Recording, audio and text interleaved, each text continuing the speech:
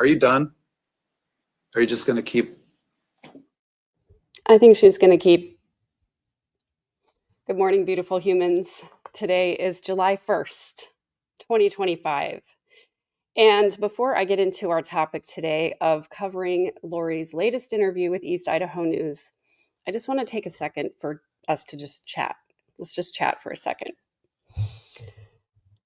There are a lot of heated opinions about this interview, about the idea of interviewing criminals, about the people who are doing the interviews.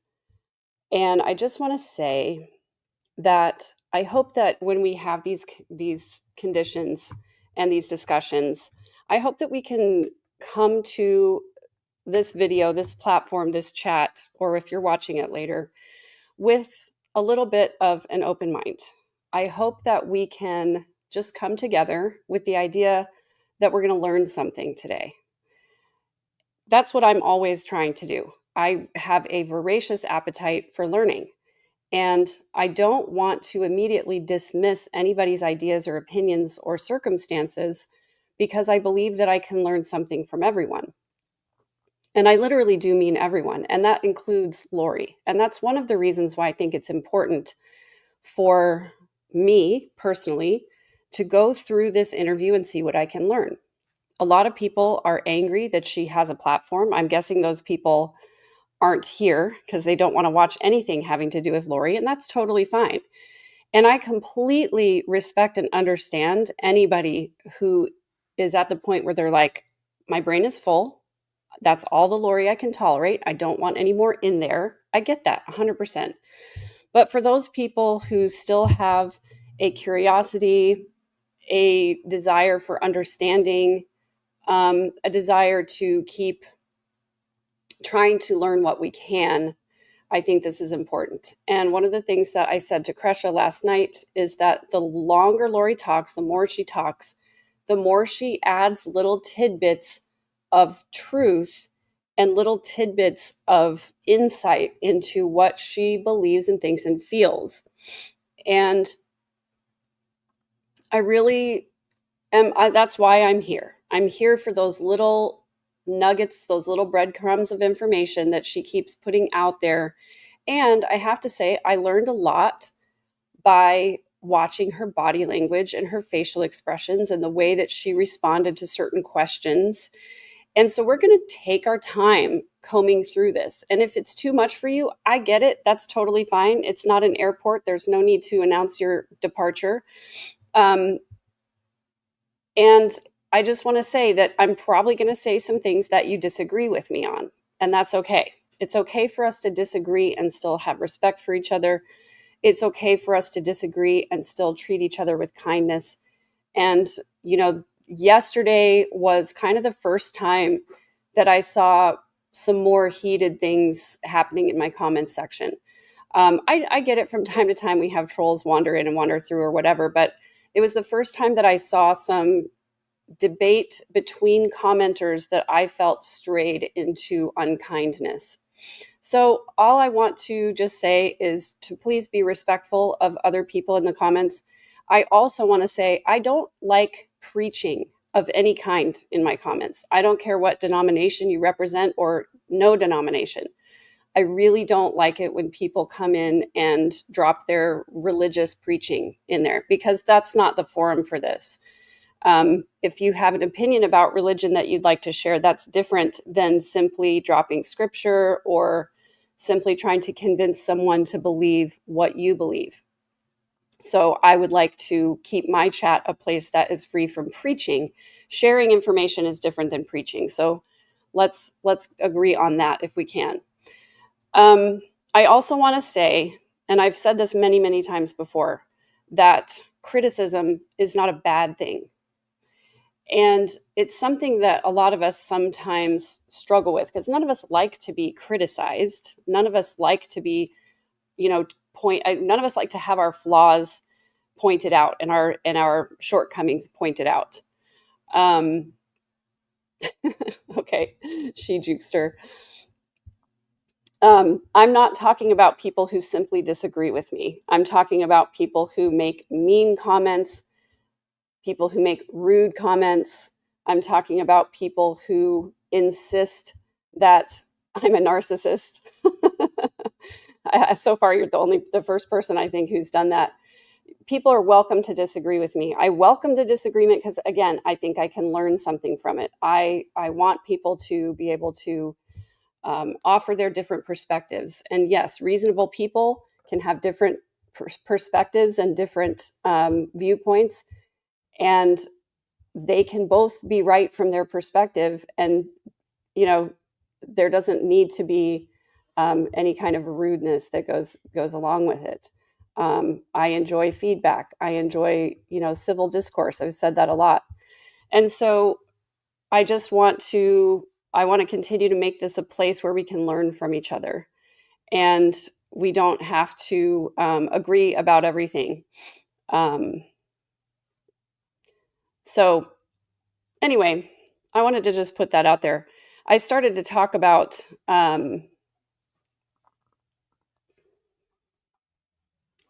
civil discourse and the idea that negativity or criticism is a necessary thing in our world, because it is only by looking at things critically that we can improve them. And I look at myself critically as much as I can, but I also do appreciate other people's opinions about the things that I say and my channel, because I like the feedback. I like to be able to understand, where I might have some blind spots. And there are some people that I trust to give me an objective opinion of what I'm putting out here in the world. And so I just want to say that it's only through criticism that we can change and get better and improve. And so when I'm critical of a person or an institution or an idea, it doesn't mean that I don't like the person or the institution or the idea. It means that I disagree with it, and that's all. And so last night on Web Sleuths, I was critical of Nate Eaton and critical of East Idaho News, meaning that I have a criticism with what was done or how it was done. Doesn't mean I don't like Nate. So I'm going to go through a little bit of that today, because it is it's an auspicious occasion. I don't know if you know. Today is the 10th anniversary of the founding of East Idaho News. July 1st, 2015 is when East Idaho News was founded. It was founded by Frank Vandersloot, who is a billionaire, who is probably one of the most wealthy people in Idaho. He bought some radio stations that used to belong to Bonneville Communications, which is a media company that is owned by the Church of Jesus Christ of Latter-day Saints. So Frank Vandersloot is LDS. He owns Melaleuca, which used to be an MLM company. Now it is a health and wellness company they have gotten rid of the MLM model, and they're using a more traditional business model. And that's a lot of how he made his money. Oh, and Chelsea, happy Canada Day to you. It's Canada Day today.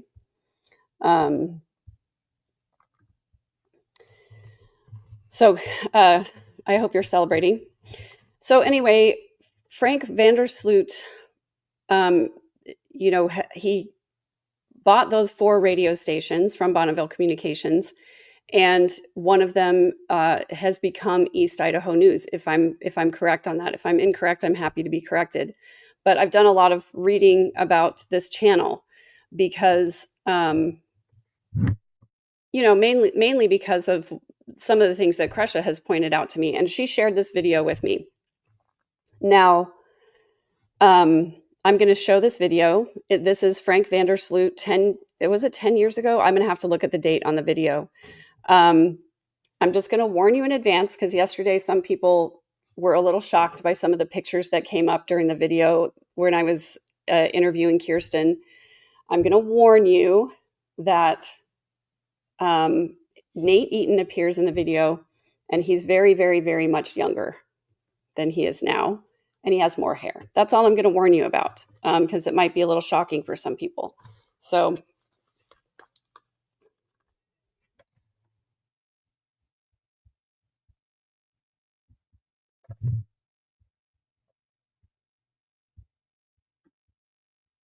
Oopsie, wrong video. We're gonna get to Lori. I've got the transcript downloaded. I'm ready to go. And we're gonna comb through it. But first, I just wanted you to know the source of the information. I think it's important for us to understand the source when we're consuming information, because the source comes with its own baggage, always. I come with my own baggage, very obviously. I have left the LDS church, so that puts one lens on it. And I also have distanced myself from the majority of my family members in a certain sector. And so I come with bias as well. And I just want us to acknowledge that we all have some kind of bias. But I want to go this one. So yeah, this is just 10 years ago. And this is an interview that was done on KIDK News. And it's an interview of Frank Vandersloot, which is this person right here. This is on his Melaleuca channel. There's a Melaleuca web channel or YouTube channel. And they're talking about some of the different business endeavors that he's been involved in. And this basically was kind of a piece where they wanted to show a different side of Frank Vandersloot. And so this video that we're going to watch is him talking about what got him involved in news media. And I'm going to offer it with very little commentary from me. I just would like everyone to draw their own conclusions. Perhaps none as well known as his battle with the Post-Register. In 2005, the paper published a 6-part series about Boy Scouts who were molested by their camp leader. I do think that Boy Scout thing was way out of line. Frank wasn't upset the Post ran the story, but he didn't like the way they did it. So he used his monthly community page news ad in the Post-Register to attack the Post-Register. He even hired a law firm to conduct comprehensive research into the story. Now, that doesn't mean there weren't mistakes made, and that doesn't mean that there weren't children that were molested, for Pete's sake. But I felt like they were trying to blame the wrong people. Instead of blaming the molester, they were trying to blame all the youth groups and the Boy Scouts, and they were trying to blame the leaders, and they're trying to blame their church organizations. The Post-Register believes it did nothing wrong and stands by the story. No one mentioned in the articles ever asked the paper to issue any corrections, clarifications, or retractions, and the story won numerous awards. State laws concerning child abuse were even changed because of the series. Are you still at odds with the Post-Register of the whole Boy Scout thing? Not at all. In fact, both Frank and the Post-Register believe they learned from the disagreement. I didn't understand the sensitivity of the victims on all this. I've learned a lot, became really good friends, really, really good friends with some of the victims that were involved. It was around this time when Frank became interested in acquiring media outlets himself. Soft Rock, Classy 97. He ended up purchasing 5 high-rated radio stations from Bonneville Communications. We're ready to kick off the lunch hour. And renamed the group Riverbend Communications. I know that I've appreciated when my kids listen to good music, and I like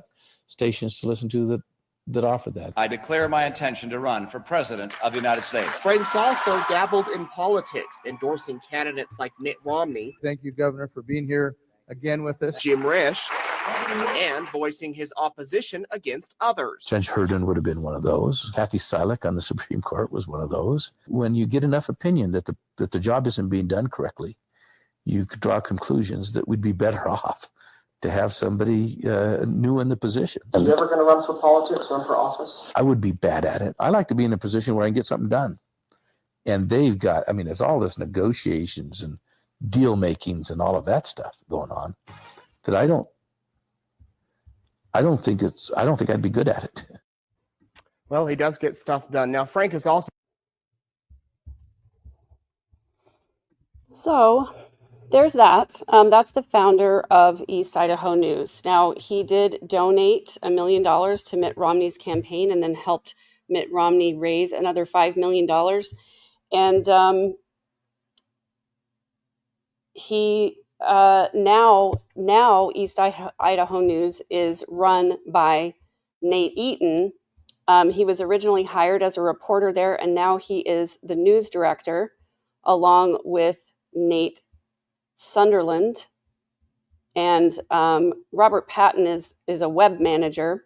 And then they have a business administrator, an editor, and then several reporters, because they do cover news in other places just than what Nate is doing. And God bless Peggy, who's the comment moderator. I think she probably had her mind blown last night with 40,000 people in chat for this interview. It seemed like the comments were going way too fast and they didn't really know how to slow down the chat. And so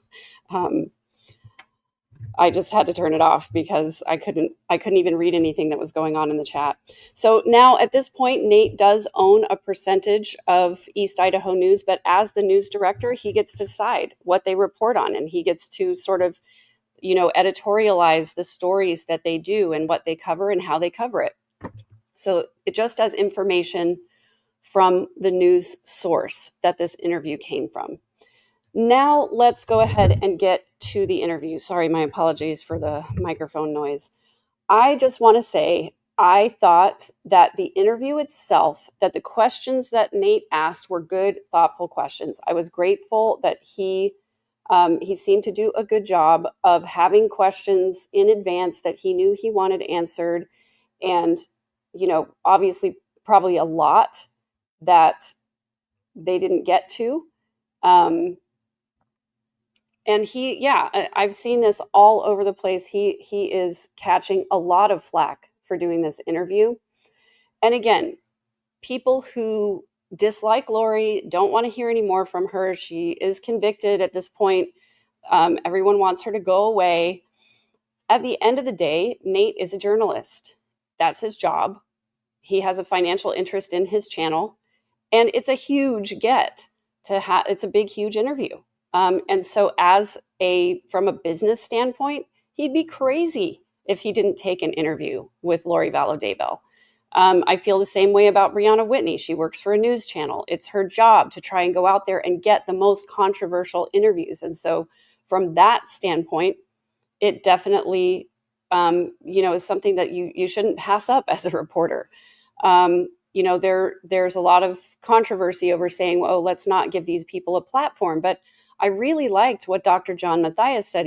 He's a forensic psychologist, and he says that the reason we want to watch these things is because we can learn something from it. And so I did learn some things, and I think that there's a lot that we all can learn from this. So Nate is catching a lot of heat for doing the interview.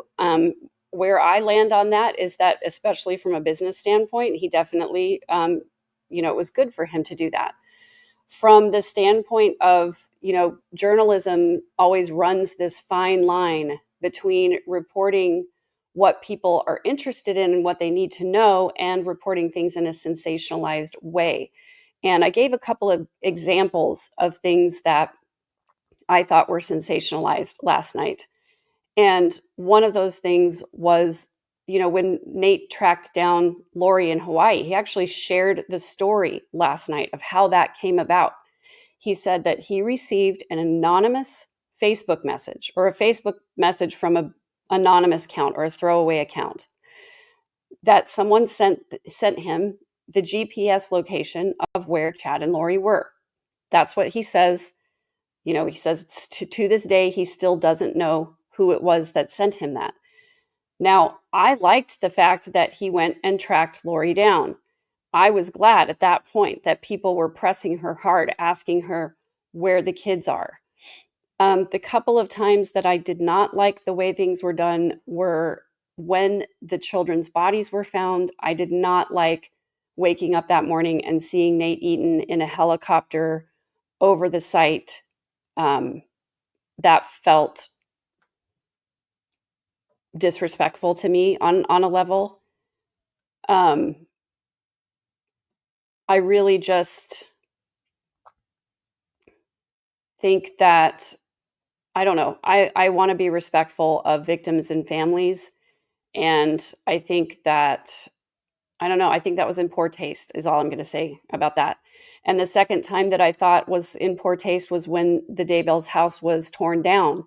And apparently he knew about that before anybody else did. And I didn't like the way that it seemed that he was somewhat excited and gleeful about taking everybody on a tour through the house where Tammy lost her life before it was demolished. And I didn't like the constant commentary that he was doing over the sound. And so when that aired, I actually I aired a video of it with no sound at all because I wanted there to be some reverence and respect.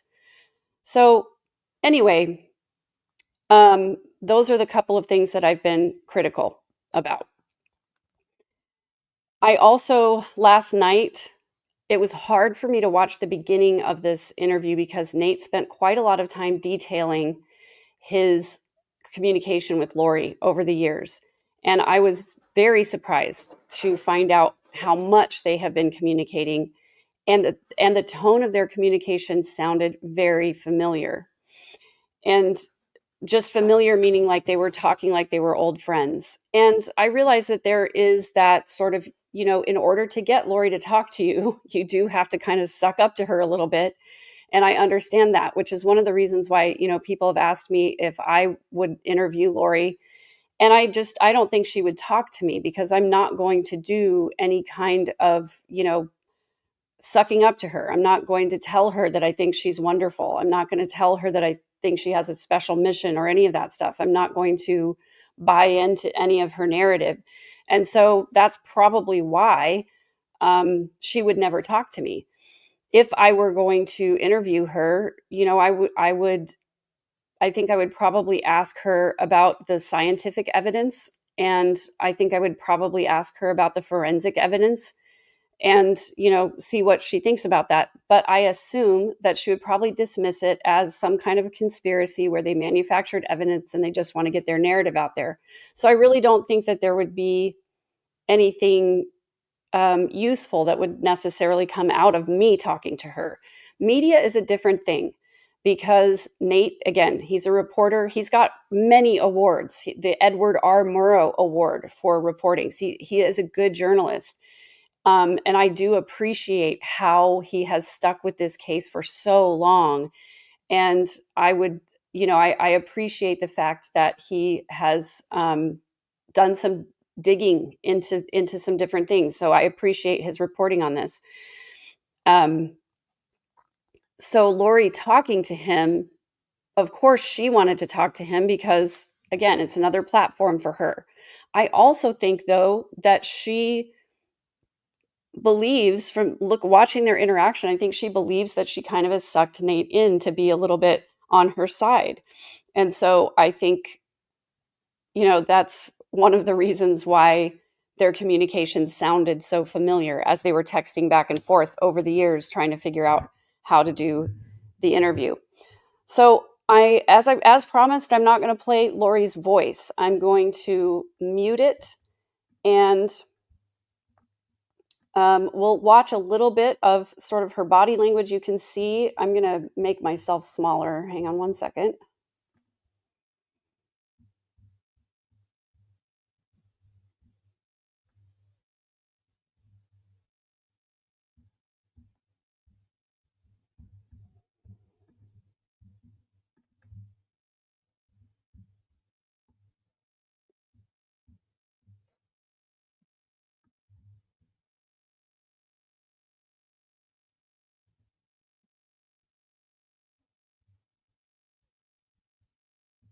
Okay, sorry about that, you guys.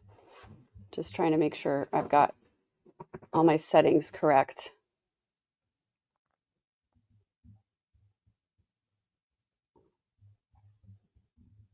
Okay, so you can see Lori walking in with her file folder. I think she still is, in lawyer mode, even though she's coming for an interview. I don't know why she would need any of these files for an interview. But she comes in, Nate says hi to her, and she doesn't respond initially. She just is looking, you can watch her looking around the room. Oh, then she acknowledges him, but doesn't say anything. Well, she says, good. He says, how are you? She says, good. And then she's looking for her. She says, are any of my people here? She's looking around the room. Where are they? Oh, she sees Jeff White, and that's who is in the room with her. So I think the reason she needs to have, somebody from her legal team just to keep her from saying things that she shouldn't say prior to her sentencing. And yeah, definitely is a power play for her to not acknowledge him as she's coming in. I'm going to pull up. So I apologize. I'm not going to be able to be as active in chat today, guys, because I've got the transcript over here that I'm reading as well as the video. And so I will try to just try to hold your questions if you have any, and I'll ask for questions when we get to kind of a stopping point.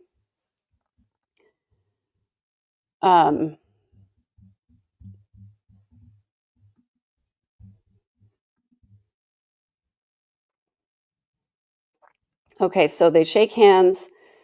He wishes her happy birthday here in a second because it was her birthday when he interviewed her. And this is kind of a silly thing over here. He wants to start with Chad. Hang on one second. Did I miss her talking about her age? Or I guess, does that come next? I don't know. I think my transcript was missing a line.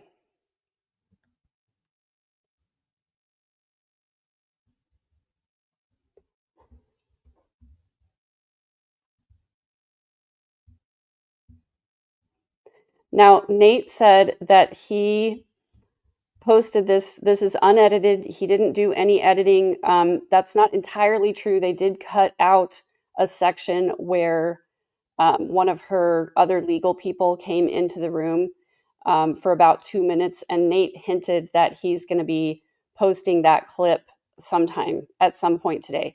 Now, as you can see, she comes in, she's all smiles, she's using her baby voice, she's very excited, happy birthday, all smiling and laughing, and he says, I want to start with Chad. And her voice drops, and look at her face now. She says, thank you, and then she says, okay. So clearly, she wasn't expecting a question about Chad. She probably doesn't want to talk about Chad. And she brings it back to her birthday because she does not want to talk about Chad. I found that very interesting.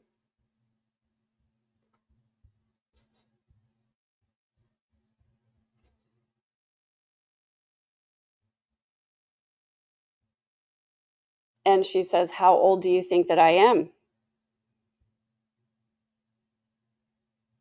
And she says, oh, how did you know that I'm 52? You must know a lot, flirting. And she says, the girls are like, are you turning 25 in my pod? And I was like, no, I'm turning 25 plus 25 plus 2. I did the math. It's just silliness from Lori. Nobody told her she was turning 25. I really don't believe that at all.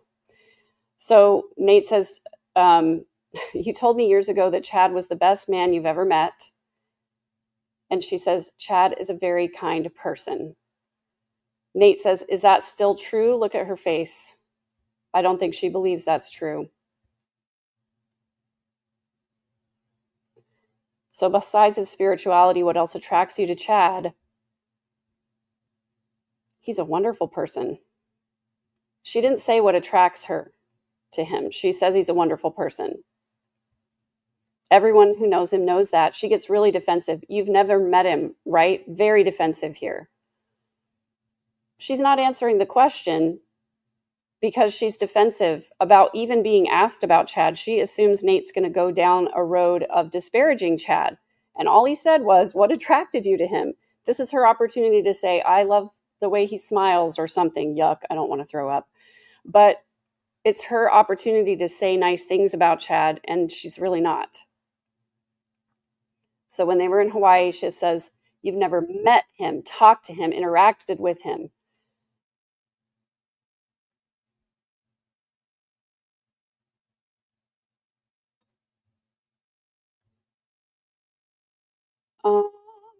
Yes.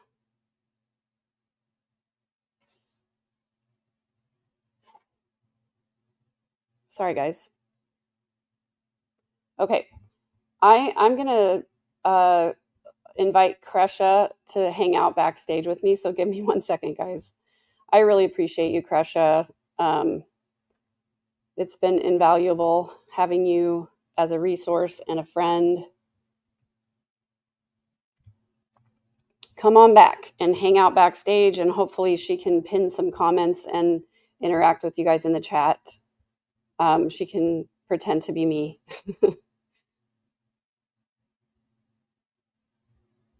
I really appreciate that. Thank you.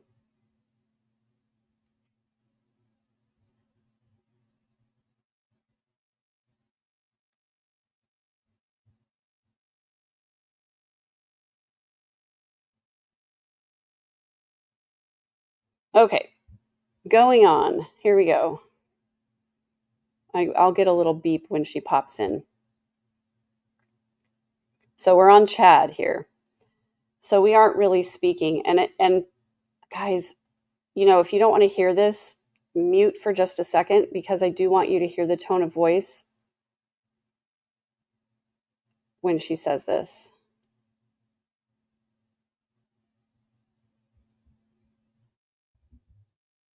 No, Yeah. no. How often are you able to talk with him? So we aren't really speaking. That to me, look at her eyes closing. She's doing that eye blocking thing where she doesn't really want to tell the truth. And she doesn't say, he says, how often are you able to talk to Chad? And she says, we aren't speaking. That doesn't mean to me, that doesn't mean that we're not able to communicate, because if they weren't able to and she wanted to, I think that's what she would say. I think that she is choosing not to speak to him, like she's mad at him right now. My personal opinion.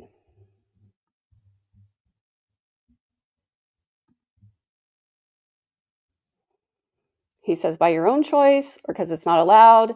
And then she goes into the BS of talking about how the mail works here, very difficult. We're only allowed to get postcards. You can't send a letter to the jail itself. That's not really an answer to Nate's question. Again, he's just saying, yeah, eye blocking, she's lying. She's saying that they're not speaking. And then she goes on this tangent about the mail system. Yeah. She's throwing chaff and redirecting. I love the behavior panel, by the way. I think they're awesome. So Kresha, I just realized you can stay muted if you want to, or you can stay with just your little with your little icon there. But I just realized that when you're backstage, I don't think that you can start comments for me. No. Can you? Okay. No. All right. I didn't mean to throw you off either, but That's it just okay. reminded me because of, I understand it sucks to sit there and try to focus on reading when you can't see the chat and all that. So. Right.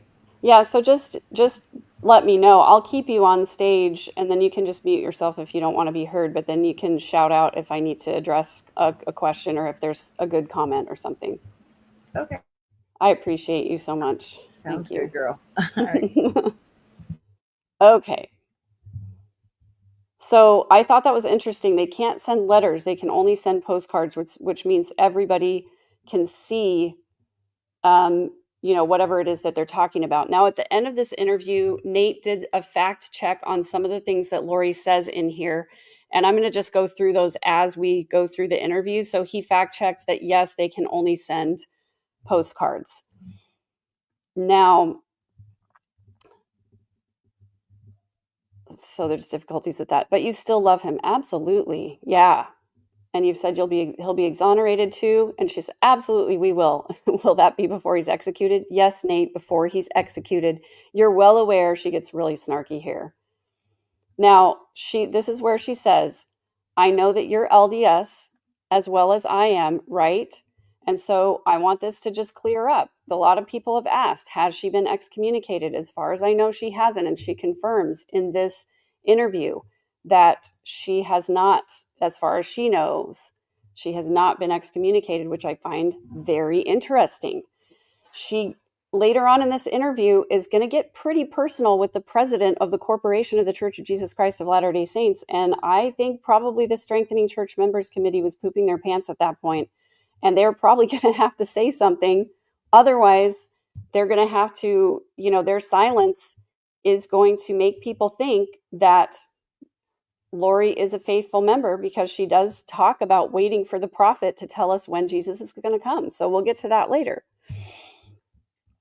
It'll be interesting to see if they respond or not, which I'm guessing they're not. So anyway, Lori says, you're LDS as well as I am, right? And you're well aware that the 3 Nephites in 3 Nephi 28 were given the death penalty 7 times. And she says they were arrested after Jesus personally translated them. Well, when Nate said he fact-checked this and he couldn't come up with it, it's been too long since the Book of Mormon was in my brain. And so I don't think that they were sentenced to death 7 times, but I do think that they were sent to prison and part of the story. So one of my notes I have is to do a little bit of a more in-depth episode about the 3 Nephites, because it's a largely misunderstood part of Mormon theology. But essentially, it's a story about. I'll have to go back just a little bit. So in the Book of Mormon, there's a chapter where they say that Jesus visited this continent between the time he died and was resurrected, that he came here and visited and taught the people just like he did in Jerusalem. He gave the Sermon on the Mount and all of that.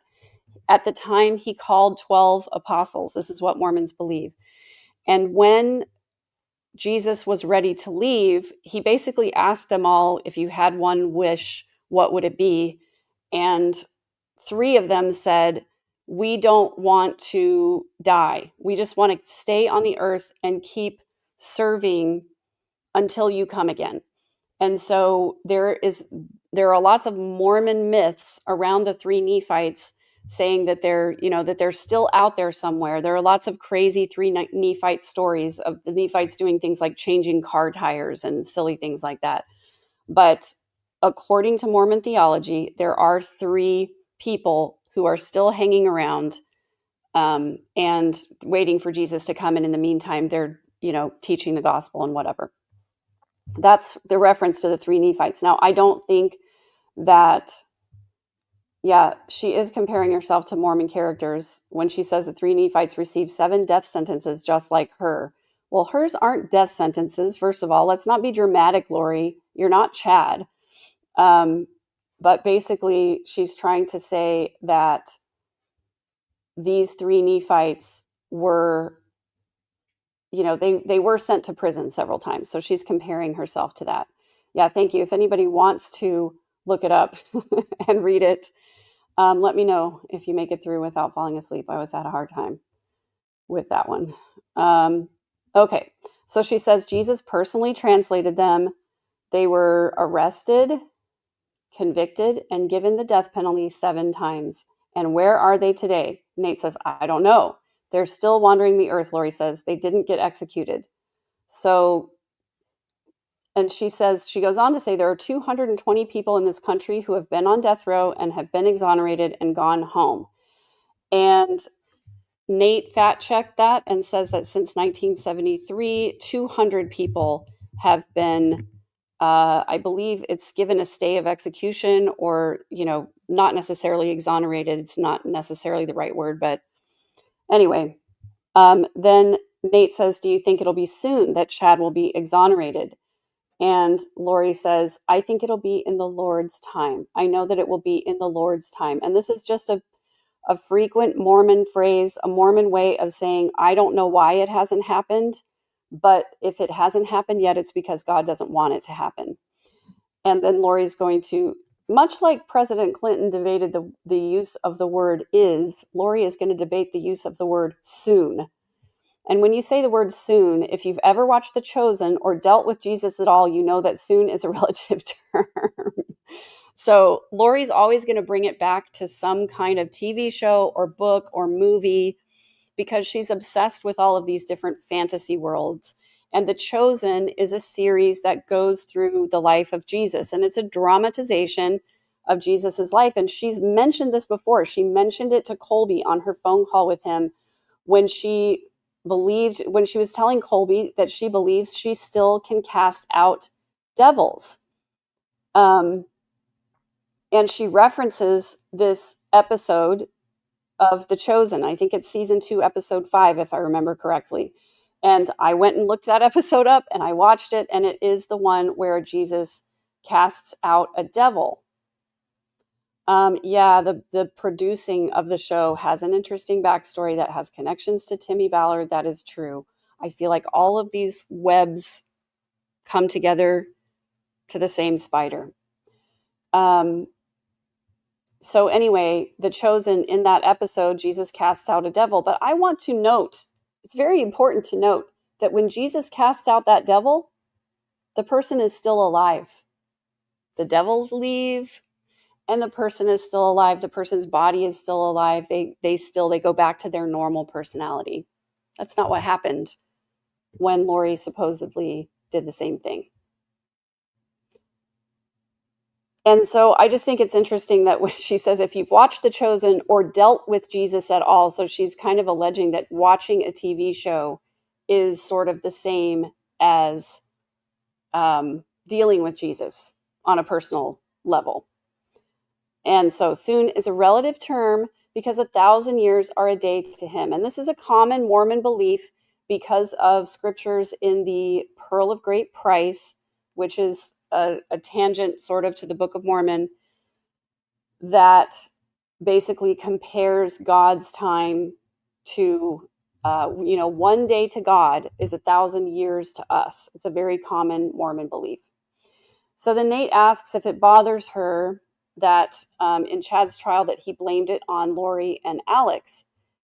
And she says, so now that I know the judicial system and now that I've been my own attorney and how things work, and I've said this before in an interview, it is so different what goes on behind the scenes in a high profile case, okay? There's strategies going on. There's defenses going on. There's all these things going on that you wish, like, can't we just go in and tell our side of the story? The attorneys are like, you can't do that. We have to come up with a defense and we have to do this and we have to do this. I love her little filler phrases. It's like, we have to come up with a defense, and that's all. That's all. Just say that, and then she has to come up with extra stuff. Ooh, Kat's name is Karen. With the update, The Chosen has cut all ties with the Mormon Church as of last week. Interesting. There's another rabbit hole that I don't have time for. Oh goodness. So. Yeah, I know. I'm sorry, you guys. I was really hoping I could just read it with a neutral tone of voice, but honestly, just like looking at her face and saying the words that she says, I can't really help but mock her, and I don't really feel bad about it, to be honest. But if it bothers you guys, I won't do it. Good to see you, Robin. Good to see you, MB. By the way, thanks. There are so many people who became new members. Sis, you should have been a detective. Betty Gregory, 2261. JSWOPE 1475. J Swope, is that what that is? And Carrie Durham, thank you for that. And No More BS, thanks for being a member for a month. And also thanks to my mods, Angel, Alaska is an Angel Uncle. I saw that you got your regular new username back. So I appreciate you guys being here. And I really can't help but just be sarcastic.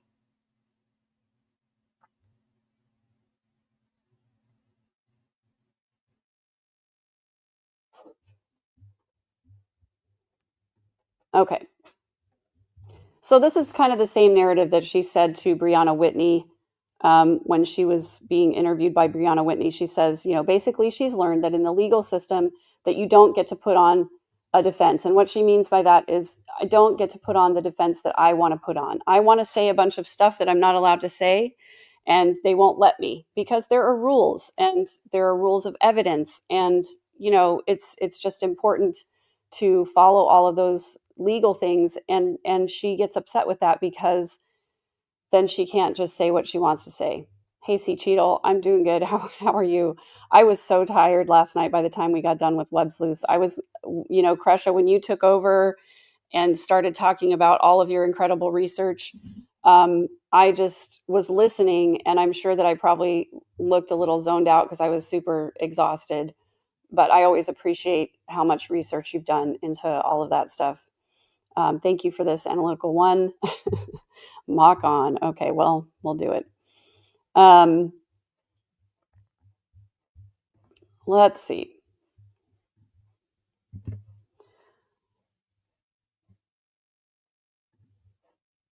I can't even really make sense of this because she does so much circular talking. There are so many things going on that you wish, like, why can't we just go in and tell our side of the story? The attorneys are like, you can't do that. We have to come up with a defense, and we have to do this, and we have to do this. And like, why do we just go, why isn't it? You thought, like, if you've ever been in the wow, what was that sentence?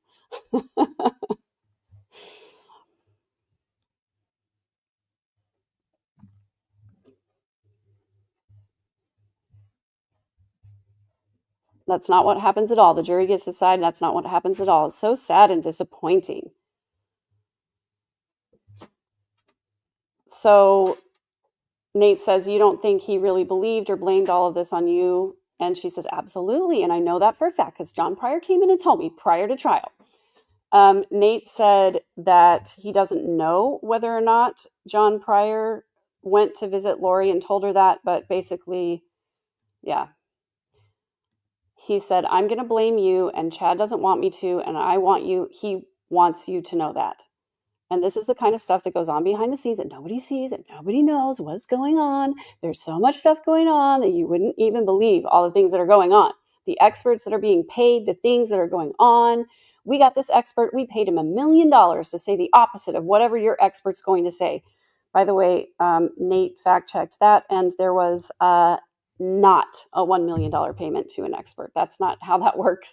Expert witnesses don't get paid that much money. Definitely, that's not how that works.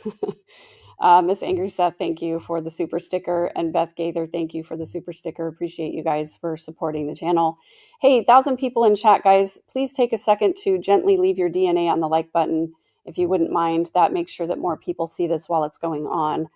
And I just want to save everybody from having to listen to Lori. And so putting her on mute, I think a lot of people will appreciate getting the information without without having to listen to her voice.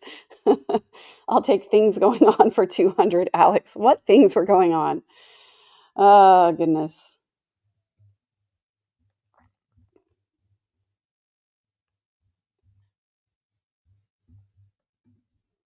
Okay. So no experts were paid $1 million. Let's say that. Like, what do you mean they paid him? The state paid an expert $1 million retainer to say whatever the opposite of what our state, what our in Arizona or Idaho, in Idaho, was what our witness is going to say. And the attorneys told me this, and I'm like, are you kidding? Like, you didn't have any, okay, then Nate says you didn't have any witnesses. So Lori seems indignant at the fact that people are allowed to call expert witnesses to rebut the testimony of other expert witnesses. And that's just how it works in the legal field, because different experts can come to different opinions.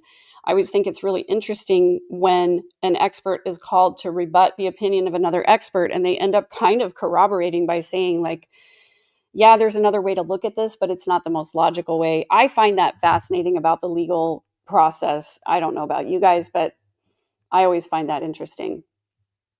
Then Nate says you didn't call any witnesses, and she said we did. Yeah, in the buildup we did. And then Nate says you didn't call them. Well, there's reasons for that there's strategies involved. There's things going on. Again, things going on. How many times are we going to say that? And you have no control when you have attorneys and they're doing it how they want to. Well, they're doing it the way that they're taught to do it in law school. And when they pass the bar, they have to like sign, or they have to give an oath that they're going to do it that way. They're officers of the court, so they have to. And so Nate says that's why you wanted to be your own attorney. There are several reasons. The number one reason is because they wanted me to sit here for 5 years while they got to know the case. Well, that's not necessarily true about the 5 years, but it is true that if you waive your right to a speedy trial, they basically can take however long it takes. And Lori didn't want to wait that long because she wants to get back to her cushy cell in Idaho instead of being in what she calls the worst prison in the entire country. I definitely would have asked her about the hairstyle because originally lots of people told me that she did this because it gives like a natural facelift if you like pull everything up like this, but she's got like the curtains down over here. I don't know what else to call it. That's what it looks like to me. And so that's not like really giving her a facelift unless she's pulling it from like behind her ears. I don't know. It's just baffling to me. I don't get it. Yeah, reasons and things and stuff. Oh my. Yeah, the prison that lets her give interviews. But you know what? When she goes back to Idaho, they will not allow her. They will not allow her to give interviews. Okay, so some people are speculating about her face. You know, she does have a bit of a droopy face on one side. Some people have said Bell's palsy. It's possible. But honestly, I think this is just a result of her not getting the Botox and, you know, treatments that she's used to, collagen and things like that. So I think that my personal opinion, somebody once said that she looks like a melted candle, and I thought that was a very accurate description. So Hell's palsy, that's right. That's what she has. It's called Hell's palsy. Yeah, and this is really it. You have this hyper-religiosity, thinking you're a goddess and Jesus is talking directly to you. You can justify anything, literally anything.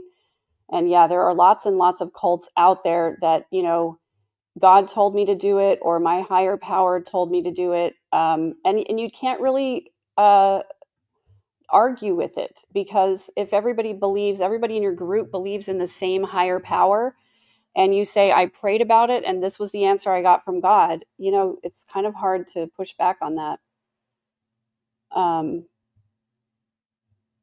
A to B, thanks for this. Thank you for listening to that voice of hers. For me, I just cannot. Yeah, it is grating. All right. So yeah, they want her to sit for 5 years while they get to know a case, and she wanted her speedy trial. Going back to Hawaii, when I first met you in chat, and she says, well, first of all, you didn't meet, and we didn't meet. You just put a microphone in my face. Yes, and I absolutely loved that. I loved it. So Nate, and then he says, now we have met. And she's like, we have met. You're right. He says, why didn't you just tell me where the kids were? She says, because I wasn't ready to talk about it at all at that point. I was just not ready. It was very traumatic, and I was not ready for any of that. And I think this is true. Look at her face when she's talking about this. I think it was traumatic. I think she was traumatized that people were catching up to her and that the police were investigating her. I think that's the trauma. There is a little eye blocking going on there, though. So I think her saying I wasn't ready for that, I think that's the part that's true, because I don't think she was prepared to say anything that was going to be acceptable to the public. You know, the public were asking her to say where the kids are, and she wasn't.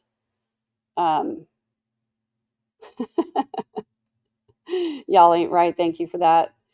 Sue Kelly, thanks for the super sticker. And Deborah Owens, thanks for the super sticker. Appreciate you guys.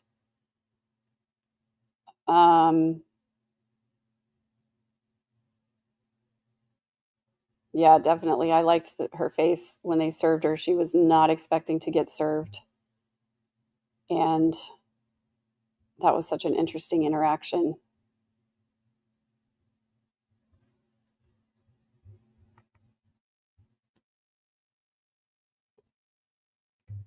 So Nate says, are you ready to talk now? I have talked about it already. Yeah, I feel like a lot of things have happened in these last 5.5 years to give me strength through that tragedy that happened with my children. And this always just makes me angry and disgusted. That's all.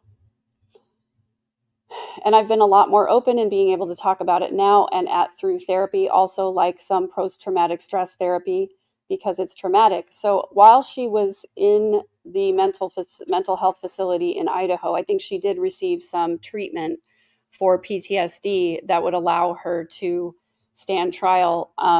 I would love to have those records to know what treatment she was given and what she said and what actually went on there.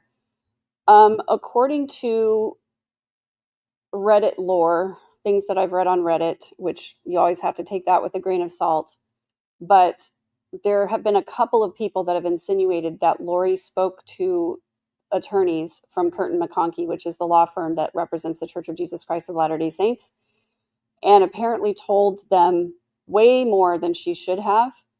Meaning, I think maybe she really did, because they were LDS attorneys. She might have told them that she really did believe that she was a translated being and that she had this special mission, blah, blah, blah. So anyway, just a little tangent there. And I'm living in here with some beautiful, intelligent, smart women. And had I never come to Arizona, and I know God put me here for a purpose, because I didn't think Arizona was going to come and get me. In fact, I think you and I had a talk about that, because there was an article that came out in Idaho saying that Arizona was not going to come and extradite me until all my appeals were finished. Do you remember that? I think. And then the next day they came and got me. And so my appeals attorney was supposed to come. He had an appointment that day when they came to get me, to drive me down from Boise to Pocatello for us to have a meeting. And they didn't even tell him I was gone. Like, I was just gone that day. They came the next day. So I didn't think they were coming. That's a lot. She just really gets excited about knowing that her actions or what's going on with her interferes with the lives of other people. That's my take on that. So Nate says, you mentioned a tragedy. You said that this has all been a family tragedy. It has been a huge tragedy. All of this, absolutely. 4 juries have said you, Chad, and Alex caused the tragedy. Yeah, that's the judicial system. But how do you argue with that? If all of this evidence came out that showed, that you, Chad, the only evidence that ever came out is the evidence the state wanted to put forth. They manipulate the evidence to make it look however they want. Guess who helps them? The media helps them, because from day one, when someone called you, day one, whether it was Detective Hope or Detective Hermes, Hermosillo. The transcript says Hermes, but it's Hermosillo. I apologize. So she's trying to allege that either Detective Hope or Detective Hermosillo called Nate and said, hey, Nate Eaton, this is going to be the biggest story of your life. And they got that information from Heather Daybell. Now, this is something really interesting. I believe Lori has been in jail holding a grudge against Heather Daybell this entire freaking time. The way that she said Heather's name, I don't know if you guys can stand it. I want to just, you can mute for just a second if you don't want to hear this, because I'm going to play her saying Heather Daybell's name. She clearly has a grudge. She's upset.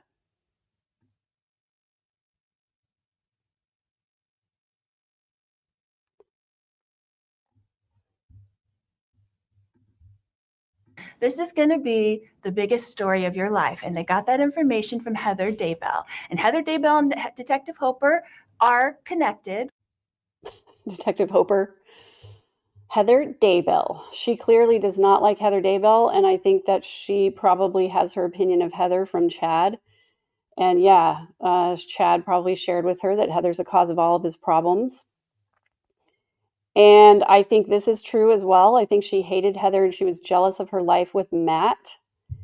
And also, I think Lori strongly dislikes females who are smart and pretty.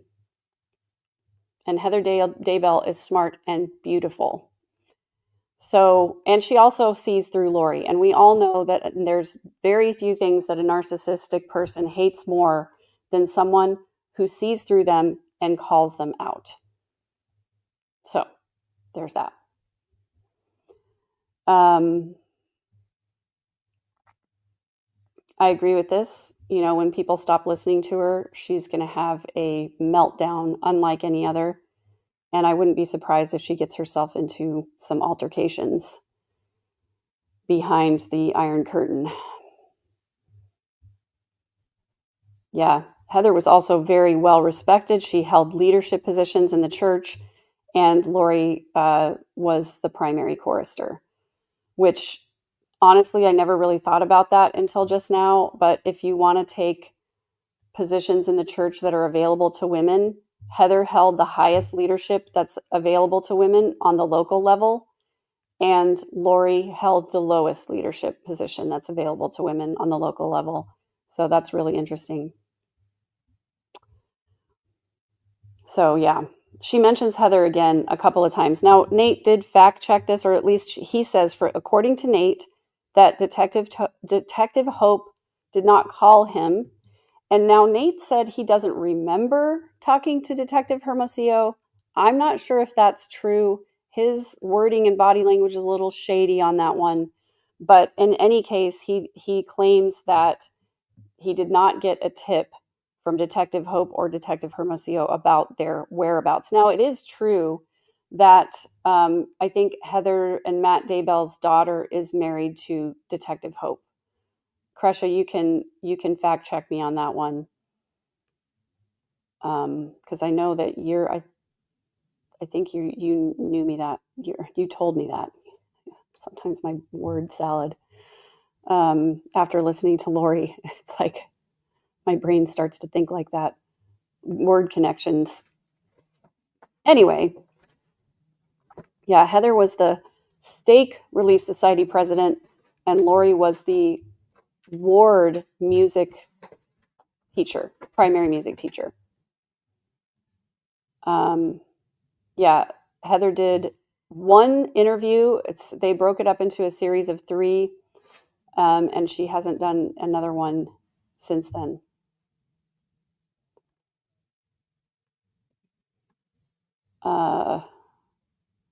Would Heather been? Yeah, Heather would have been the darkest of the darkest of the dark because Chad didn't like her. She might have been the only one of Chad's family members who was labeled dark. Teresa, thank you for this. Exactly. Lori cannot stand smart, beautiful, well-off, more successful with successful children, and Heather is free. Exactly. I love that.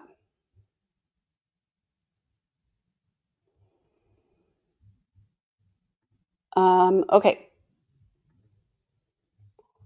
Their kids got married and they called and she said, "Oh, I have a story for you. These people killed their spouses so they could get married," which was totally rumor, totally untrue. And then you ran with it and you got famous from it. And everybody knows what happened from there, right? So she's calling Nate out. I don't think she really likes Nate that much, or she's at least jealous of Nate's notoriety. She's jealous that in her mind, Nate got famous from talking about her and her case, and she's mad about that.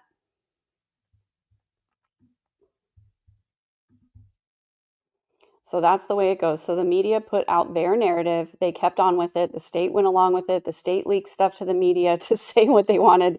And Nate said, the state does not leak stuff to the media. And I can confirm that's not how that works. The state doesn't want the media knowing certain things, their strategy, their timing, what evidence they're going to present. They don't want that out there. And Nate says, what's false about the narrative? Oh my gosh, everything. So again, black and white, using absolutes if everything about the narrative is false. So he pushes back on the children were found in Chad's in Chad's backyard. And he says, that's not wrong. He talks very graphically about Tylee. Look at all the eye blocking that happens when he mentions Tylee. Like this is a big, huge shift in her body language. She's relatively quiet in her body up until this point.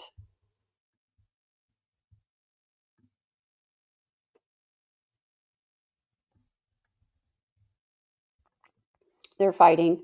By the way, people have mentioned her chin. When she sticks out her chin like this, that's a move of trying to gain superiority, because when you lift your chin up like this, you can't really see the person in front of you unless you're looking down at them. That's one of those things that it's to try and make her feel more important than Nate.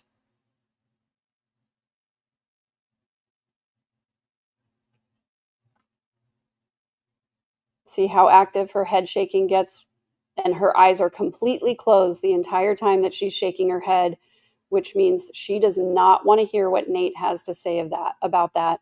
And then Nate talks about the crime scene photos, and Lori says, okay, I understand what you're saying. This is a tactic to get someone to stop talking, because he's pushing and pushing and pushing. And so she's like, okay, I'm going to shut this down. She says, okay, I understand what you're saying. And she gives this hint like she's going to explain something or agree with him. And so it gets the other person to stop talking and listen. She says, those facts in and of themselves are wrapped around a whole lot of untruth about how they ended up there, correct? And I'm not going to say what Nate was saying about the timing there. And he says, how is it that Tylee died first? Lori says she didn't. Again, head shaking. She didn't. That's part of their whole fake narrative. That's part of everything that they were doing. So I don't really want to get into all of those details with you, because you obviously are very set in your mind. So again, she's basically saying, I'm not going to talk to you because it sounds like you just have this narrative and you're not going to listen to anything that I say. So I'm not really going to talk to you about this right now, just because I think that I'm going to blame you for having an opinion that can't be changed. And so I'm going to blame that idea on the idea that I'm not going to talk to you about the details. I would talk to you about the details if you were open-minded, but it sounds like you're not. That's her judging him for being not open-minded. Sounds like you're not open-minded, and so I'm not going to talk to you about this, basically. You're very set in your mind. I'm not here to change people's minds. And Nate says, I want you to change my mind. I'd love to hear any evidence or facts you have that might make me think, you know what, they have it wrong, but I haven't heard anything otherwise. Lori says, that's because you've been pushing this narrative for 5.5 years. You're not telling me that your mind is not set on what it is already. Nate says, minds can change. She says they could change if they're open to change, right? Okay, so miracles are on the way, just vague. And you remember I asked you to watch a movie, because it's always going to come back to a movie. Yes, Evan Almighty, I did. And did you watch that movie? He says I did. Now, guys, I'm just gonna say what's been said. At the end of the interview, when Nate goes and does his fact checking, he admits that he told a lie. He fibbed. He did not actually watch Evan Almighty. At this point, when he saw the interview, he didn't watch it until the night before he ran this video. So, why is September 22nd important to Mormons? Anyone?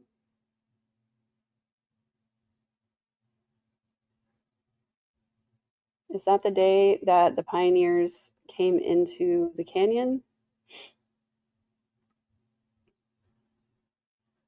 I just saw that pass by and I thought I would point it out because I didn't know that, or I have forgotten it. So, and now I'm going to go back and not look at the chat so I won't see. Anyway, she wants to know if Nate has watched Evan Almighty. He says that he has, but he hasn't.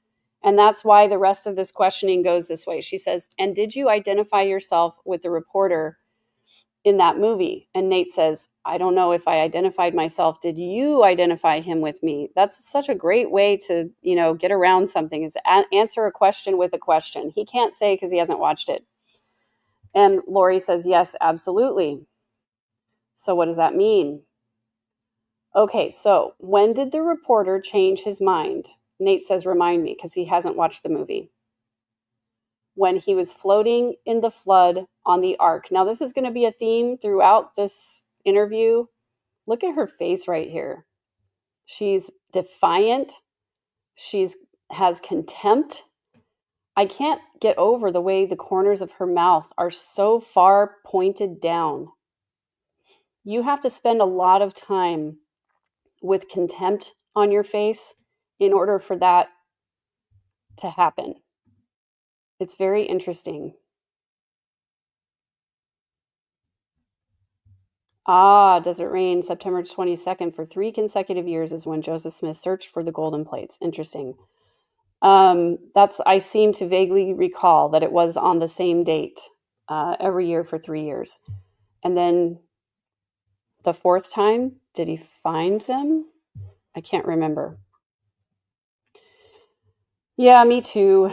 Bonnie's Journeys. I had some fantasies while I was sitting in court about just taking a pair of scissors and chopping the ponytail off, but I didn't think it was worth getting arrested for that. Lover of puns. Does she remember Evan Almighty isn't real? That's the thing. I think she lives in this fantasy world, and I think there is a part of her that believes that these movies, these books like Twilight, I think she really does think that some of this is real. Anyway, she talks about the reporter doesn't come to Jesus, for lack of a better term, until he was floating in the flood on the ark. And then he finally believed that Heaven Almighty was really God or whatever. Not until God showed the miracle did his mind change. His mind was like, this is a crazy guy. He thinks he's like Noah. Why are you so crazy? Why? He's pushing the narrative, right? He pushed the narrative, pushed the narrative, pushed it. Repetition is one of those things that she does, and a lot of people with narcissistic traits do this when they don't really have anything else to say, or they haven't really made their point effectively, and so they just repeat in order to make it seem like what they're saying is more important. Then the flood came, and he's the first one screaming, and he's running for the ark because he had been pushing this narrative the whole time, right? This fake, false narrative that this guy was crazy, that God didn't talk to him, that all these things have happened, right? That these weren't God things that happened, okay? So then he's the first one to get on there screaming, and when he's floating down the river on the flood is when his mind was changed. So when you're open to changing your mind, I will be happy to enlighten you to the things of God. Wow! So condescending. After she started out the interview by saying, you're LDS and I'm LDS, trying to put them on the same level ground, now she's coming out and saying, I will enlighten you to the things of God. It reminds me a little bit of the infamous Reddit emails when I read those emails between Summer and Adam, when Summer was so condescending to Adam and basically saying, you need to repent. Yeah, this is exactly the same thing. Summer was saying how they would quote movie lines back and forth to each other. Yeah, that's because you don't have to really think about how you really think or feel when you're quoting somebody else's words. And when you can't talk about things because it's too painful, movie quotes are a way to communicate. And I did that with my dad all the time. And I didn't realize that it was unhealthy until I heard Lori talking about it in her last interview, when she was like, Summer and I would have whole conversations where it was nothing but movie quotes. And I was like, oh no, that's because they can't talk about anything else. And I had a little light bulb moment. So anyway, things that we do that are unconscious that we don't realize until we realize it. And I will just throw in here my favorite quote from Carl Jung, who said, until you make the unconscious conscious, it will direct your life and you will call it fate. think it's so important for us to learn about our unconscious habits so that we can understand why we do the things that we do.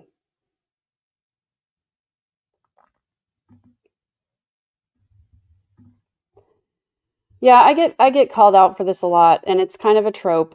You know, you're profiting from the death of children, you're profiting from your family's craziness, you're profiting from tragedy, blah, blah, blah. You know, the reason why I believe people come to my channel is because I have something important to add to the conversation. And I have done a lot of hard work to get where I am, and I want to share that hard work with other people. And, you know, making money is an exchange. I am putting something valuable out into the media space, and I'm receiving an exchange of money for that. And I don't think there's anything wrong with that. In fact, most of the money that I make is by coaching people one-on-one. And that's what I actually enjoy the most, is sitting down with an individual and hearing their story and trying to help them see things from a different perspective. So, you know, I don't ever need to defend these things, but I just think it's gross for people to be upset. You know, 20 million people are losing healthcare. There's a budget crisis. And in the same sentence, me profiting from my YouTube channel, it's really not on the same level. So that's the reason why I wanted to call that one out. But thank you for your opinion. So Lori's going to enlighten Nate to the things of God, even though they've never had a conversation about Nate's spirituality or what he believes or what level of spirituality he might have. Lori is going to assume that she is the superior being. Look at how she's looking at him in that condescending way. Well, I would love to hear what you have to say, says Nate. I wish we had more than 30 minutes. I wish we had more time too, Lori, because then we could really get into it. He says, couple more questions. I know you have some things you want to say. The night before Alex died, he told Zulema, I think I'm their fall guy. Was he? Lori says, no, absolutely not. And I don't think he ever said that. Then she goes into this narrative where she basically, it's very clear at the end of this little speech that she gives that she still likes Zulema. She feels sorry for Zulema. And she probably still thinks that Zulema is on her side, which is why, interestingly, she put Zulema on her witness list. It was Zulema and Melanie Gibb. And it's interesting because I thought that after everything that Melanie and Zulema have said, that Lori would be mad at them. But here we find out why she's not. She says, I watched Zulema go through probably 13, 14, 15 hours of detectives grilling her. I've watched the interviews. I've watched them all. And I watched her be berated by them, I think, and threatened by them that they're going to arrest her, that she had a part in this, that she's a co-conspirator, and all this stuff until they got her to say exactly what they wanted her to say. And she made that up. She made up a lot of stuff. And I felt bad for her because I didn't want her arrested because she wasn't part of any conspiracy, because there wasn't any conspiracy. And I felt really bad for her. Wow, that's a long sentence. She says that she loves Zulema. And then Nate says, did you and Chad have anything to do with Alex's death? And she says, no, absolutely not. And I really want to watch her facial expression on this.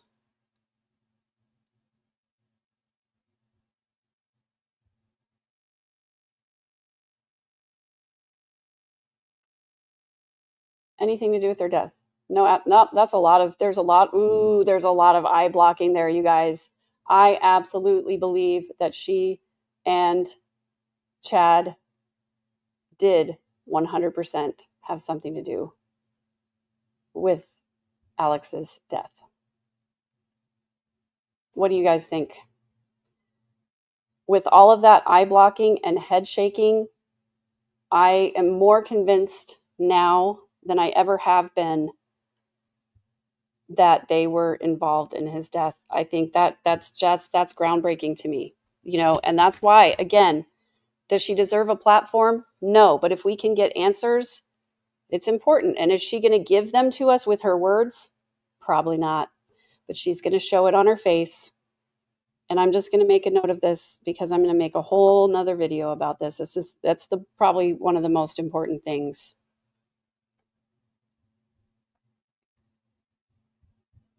She just told us everything we needed to know.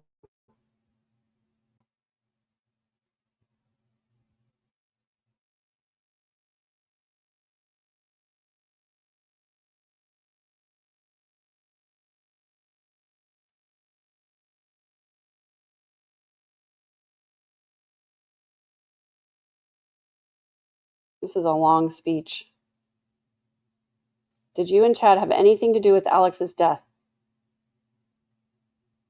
And that's why I love to watch this. I love to watch it on mute without listening to anything she says, because her body language says it all. She says we were very surprised, and I don't think that's true at all. What were you and Chad and Alex doing in the storage unit, moving the tire seat back and forth on the day Brandon was shot at and the day after? So that's so silly. She says, remember in her closing statement in Brandon's trial, she said something about not cleaning out a garage. So we knew she was going to claim at some point that they were just cleaning out the garage. Well, that's what she's about to tell us. So there was stuff in my garage that I was starting to move into the storage unit. That's what we were doing. And so I moved that stuff in there. I moved stuff that had been in there. It was just sitting there. It had been sitting in there. So I didn't have enough room to park. So I couldn't carry it. It was heavy. So I had Chad help me put it in, and he couldn't carry it either because he's a wuss. And the next, I'm sorry, that was my commentary. That was not what Lori said. And he's like, where's all that stuff in the garage? And I was like, I went and put it in the storage unit. He was like, oh, I need that. So we went and got it, and that was it. She's making up a lot of information when she could just say, my garage was full. I cleaned it out. That's all we were doing. But she makes up a big, long story about all of this. I couldn't carry it. Like, it's too much detail to be the truth. That's my opinion. And I don't know how many times she said stuff.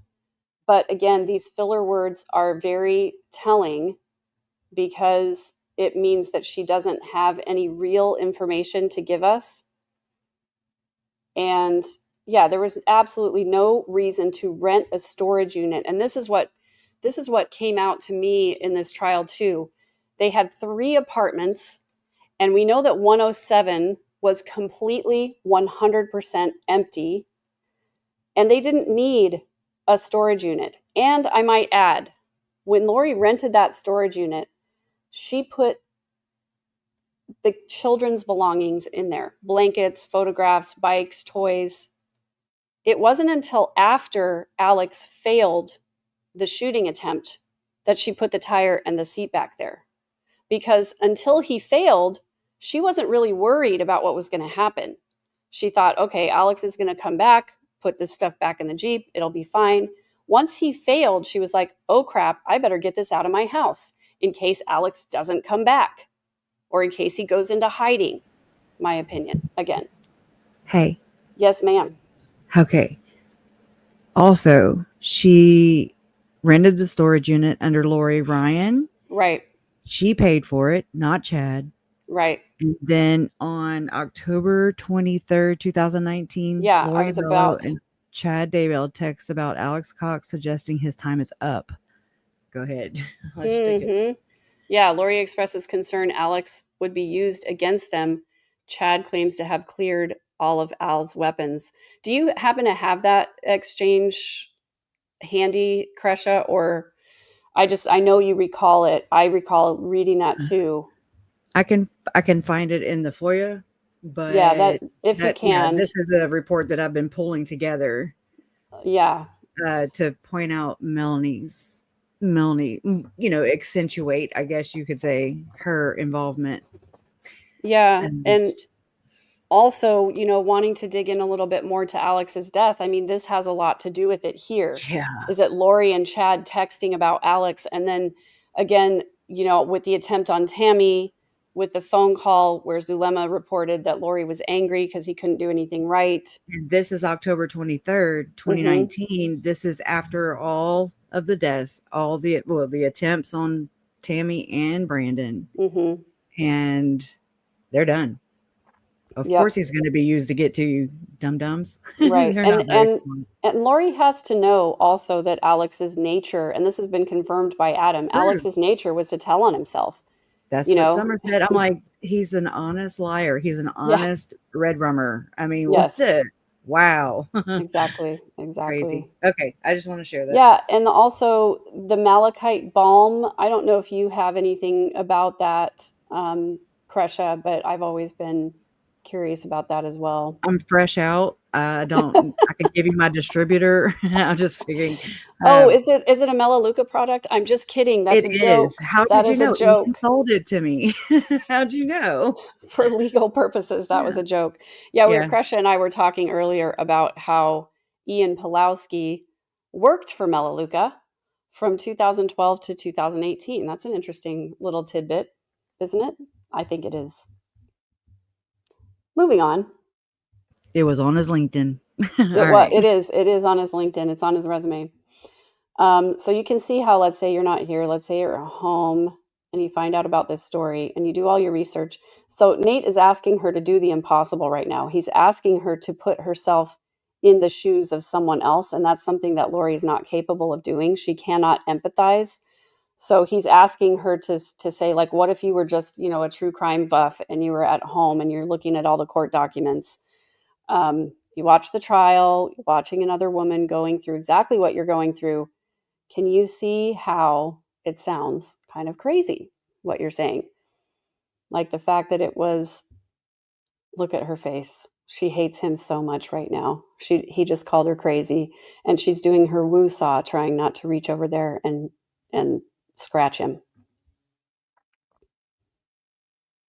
Yeah, because the narrative has trained the people. So it's not Lori's fault for being crazy.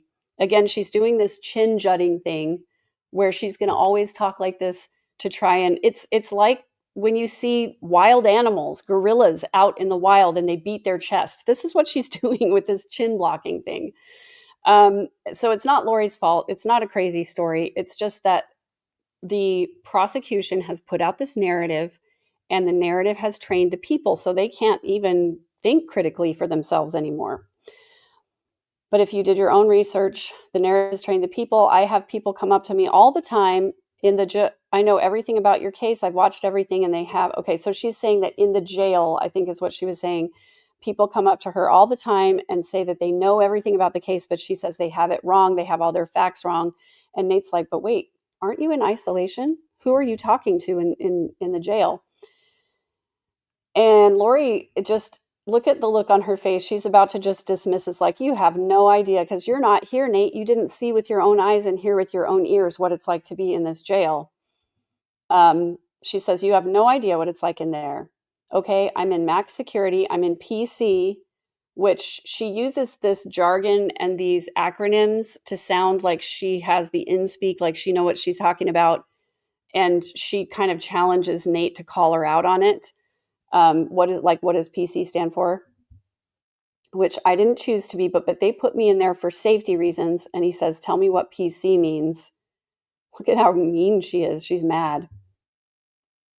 So, protection. She doesn't want to say protective custody because that sounds bad. They put her in protective custody to keep her from being beaten up by the other inmates. That's why, and she's ashamed of it. And that's why she doesn't want to say the words protective custody until he says it. So I'm in a max pod with all the other women that are max.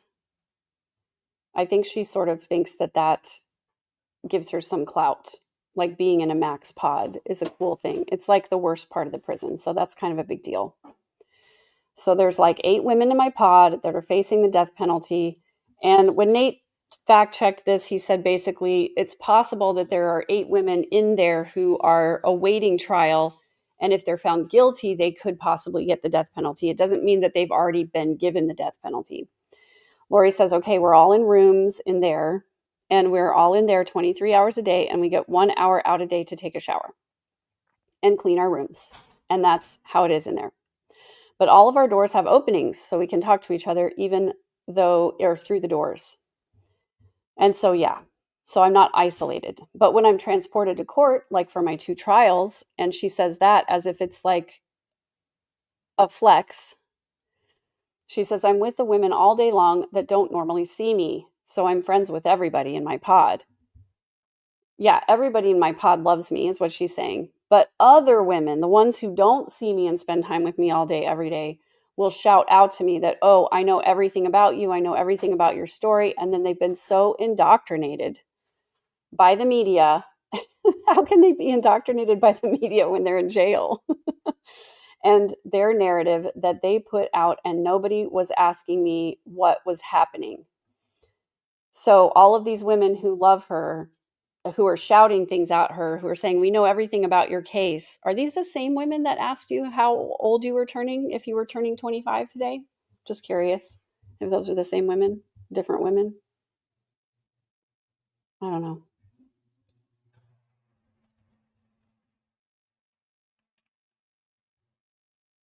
Nobody asked what's happening. Well, would you have listened then? Nate says. And she said, absolutely, which means no. I wish you would. You need to be on the boat, Nate. So we're coming back to the Evan Almighty analogy, where he's on the ark and he doesn't believe anything until he's actually on the ark. And so Lori says, until you're on the boat, Nate, are you on the boat yet? Because when you're on the boat, Nate, I'm going to be happy to share all this stuff with you because miracles are on the way. Miracles are on the way. And when you're on the boat, that's why I sent you that last message. Well, I sent you the last message saying, when you're on the boat, you'll be ready. This just, without watching and just with only reading her words, like reading the actual sentences,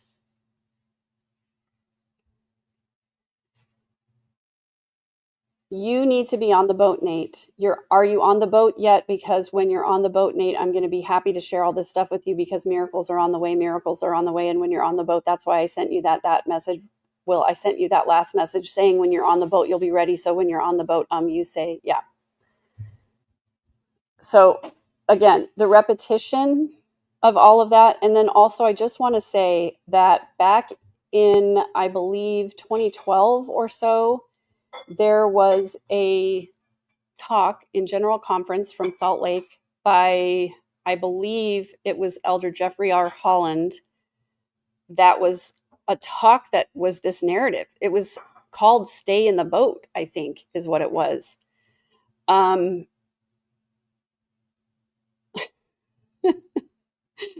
Convicted Mormon rapper. But it was basically saying, like, the good ship Zion, right? Maybe it was even called the good ship Zion, where it was basically referring to the idea that everybody who is a member of the Church of Jesus Christ of Latter-day Saints is in this huge ship called the good ship Zion, and we're all sailing on to the promised land. And everybody who's in the boat knows, what they're supposed to do to get into heaven. And you may have doubts and you may have feelings, you may have troubles, you may have trials and struggles and difficulties, but just don't get out of the boat. And so for a long time, it was sort of like a tagline for a lot of Mormons that were like, yeah, things are tough, but I'm staying in the boat. So there was that as a narrative. And basically, what the point of the talk was to say, if you get out of the boat, you're going to be out here in the big scary ocean with monsters in the deep by yourself.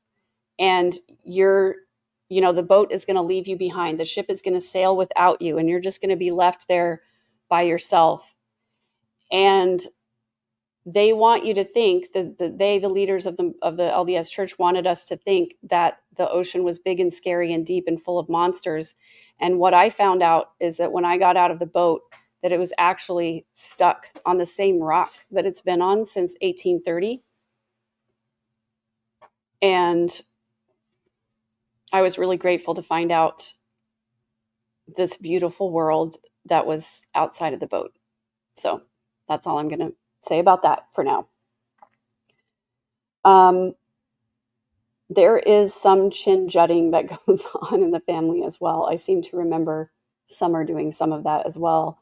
I don't really remember Barry and Janice doing it, though, or Adam, or Alex, for that matter. Moving on. So when you're, oh, okay, so he says, Jesus is your friend? She says, absolutely. Does he support cheating on your spouse? She says, we weren't cheating. Now, actually, I like this tactic that Nate was doing where he jumps from topic to topic, because if he tried to stay on the same line of questioning, she was going to keep repeating over and over. So I think he studied the interviews that Brianna Whitney did, and I think he came prepared to have a tactic to combat that. So I appreciate this tactic that he used. Lori said, of course, they weren't having an affair. He says, does he support killing your husband? I didn't kill anybody ever. I want to go back and look at her face real quick.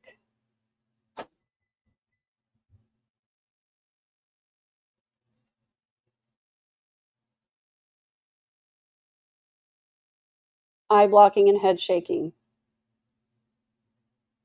Yep, eye blocking and head shaking. I didn't kill anybody. Killing your boyfriend's wife. Okay. Was I in Hawaii when Tammy died? How did I kill her? Are you going to explain that to the world now? And I think Lori really believes that because she was not physically there, that she's not guilty of anything. She was in Hawaii at the time. And so she's going to keep coming back to that narrative because she's like, you can't prove it. I wasn't there. Using your kids' money. Lori says, okay, that's all messed up too. How did you rent that unit in Hawaii? Chad rented it. I didn't have. And he says, Chad didn't have any money until Tammy died. She says, Chad rented it with his own money. Chad was an author and a publisher, and he had his own company of terrible books. That's my commentary. And Nate says he only made $30,000 a year. And he said through his research, that's what he found out. Lori said, no, but you're giving up facts that you're giving up whatever the state put up. They don't put up the whole story, Nate. They just put up tiny pieces to put together their own narrative. That's it. You don't know anything about our lives or how they were or what we were doing in the temple. It's interesting that she brought up the temple without being prompted. And, she is on this narrative that the state manufactured information, or they only told half of the story or part of the story. So she's the one who brings up the temple. So she wants to talk about that. He says, what were you doing in the temple? While you were in the temple, while Tammy's still alive, you were in the temple with Chad. And she says several times, yes. While he's married to Tammy, she says, correct. Tammy came to the temple with us too. He says, the three of you? And she says, at some points, yes. How many times? Probably twice, but look at the shoulder shrug. At some points, Tammy came with them. So to me, that means, 4 or 5 times. They were in the temple every single day. So a lot of times. And then when he pushes her, how many times? Watch her body language. Oh, I went too far. Sorry.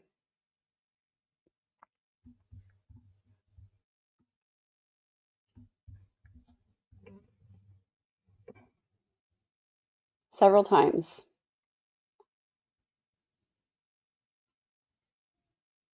The three of you, how many times? Probably twice. Sounds made up. Shoulder shrug, I don't know, threw out a number. So when it's this full story to come out, what really happened, and this is the thing that scares me. She says, well, I'm writing it. Just to be accurate and read exactly what she says. There's a fly, sorry. When is this narrative going to come out? When are you saying the full story is going to come out? Your side, what really happened? She said, so I have written, I'm writing it. And I'm going to write out every single thing from the beginning to the end so that people can really understand, because you can't understand what happened with Tylee and JJ unless you understand what happened to Tylee her whole life. You have to know Tylee's whole story from beginning to end. And when you know what happened in Tylee's life, you start to understand the lights click on, but nobody has said that. This lady got up in Idaho. Now, I don't know, what's your opinion on this, Kresha? I think she's talking about Janine Harrop here. Say that again. I think she's talking about Janine. Well, no, because that was for JJ's 8th birthday. It was not Tylee. So okay. I wondered that too. Yeah, I didn't know. I don't know who it is then. And then Um, she claims her again. It's like we yeah, can't know the victims. We can't know because she knows everything. right, Anyways, right, yeah. exactly. Hey guys, take a second to like if you don't mind. Thanks for being here. I really appreciate you. And over half of the people who watch my videos are not subscribed. So I would appreciate a sub as well if you have time. That'd be great. It's the best free way to support the channel. So Lori says this lady got up in Idaho. It was 1 year after I had been arrested, and it was going to be Tylee's birthday. And there was a lady in Idaho Falls, and they were having some kind of vigil. It was on the news because I was in a pod by myself at Madison County, right? And I'm watching the news, and this lady comes on and she says, "Oh, it would have been Tylee's 18th birthday because she died 2 days before her 17th birthday." And she said it would have been Tylee's 18th birthday today. And if Tylee were here, she would be out with her friends and she would be singing and dancing and she would be doing all these things. And this is a lady who has never met Tylee, never knew her, never knew anything about her life or our life. And I was like, do you know how many of Tylee's birthdays we spent in the hospital with her screaming in pain while she's on morphine, and the morphine isn't enough to take away the pain? Whew. This is a lot. I always hate it when she talks about Tylee like this. Obviously somebody in Idaho Falls cares about Tylee more than Lori does because she's commemorating what would have been Tylee's 18th birthday. And all Lori can think about is bringing it back to her and saying that she was the one in the hospital caring for Tylee. In my opinion, I think Lori was making Tylee sick on purpose. It used to be called Munchausen's by proxy. It's called factitious disorder. I've long suspected that the pancreatitis wasn't actually that, but Lori trying to gain attention from her daughter's illness that she caused, allegedly, in my opinion. He says, "Are you really blaming this on Tylee?" She says, "Absolutely not. I'm saying Tylee had a really hard life and people don't." So how does that tie into her death, your son's death, Charles being shot, Brandon being shot? So she's okay. She's giving him the cutoff, zip it, stop. But she says, okay, all those things connected, right? Giving herself time. It's a domino effect. So in 2017, I was told by the Lord that I was going to become like Job and lose everything. So far, throughout this inglorious saga, she's compared herself to God, Jesus, translated beings, and now Job. So she was going to become like Job and lose everything. The Lord told her that in 2017. Will I do this job if I lose everything? And we know she kind of told this, she hinted at this with Colby as well, right? And so this domino effect of things happened. This is all the Lord's doing. And guess what? He's going to come forward and tell it all, and I don't have to. But I am writing it all down for posterity, okay? So the Lord's going to tell everyone my story, so I don't even have to tell it. But I am going to write it down anyway for posterity, just for posterity. I'm writing it all down because you know what he told me? You know what Jesus told me? He said, this is going to be real good scripture reading in the future. It just gets ridiculous at this point. Jesus told her, and honestly, I think at this point of the interview, I think that I just went, the second time I listened to this, I was like, this just really sounds like schizophrenia to me. It just really does. And I know that I don't think that's been part of her diagnosis, but that's just what it sounds like to me. At its face value, if we just take it and just look at it as for exactly what it is, I just think that's what it is. So yeah, this is going to make some real good scripture at some point. Maybe I'll write a fake book and the title of it will be called Real Good Scripture, and it will be all of Lori's preaching. Just kidding. I'm not going to do that. Who wants to waste their time on that? So if you go back and you read the scriptures and you find all these stories that we're going, what do you think is going to happen? Are these the last days, right? We believe that. You believe that, right? That's not even a sentence that makes any sense. Going to the transcript here.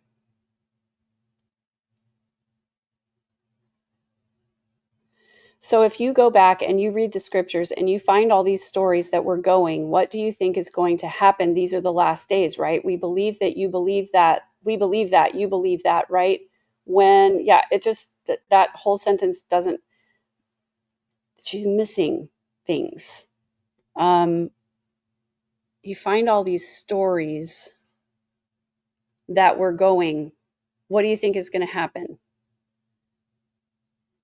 These are the last days, right? We believe that, you believe that. I don't know.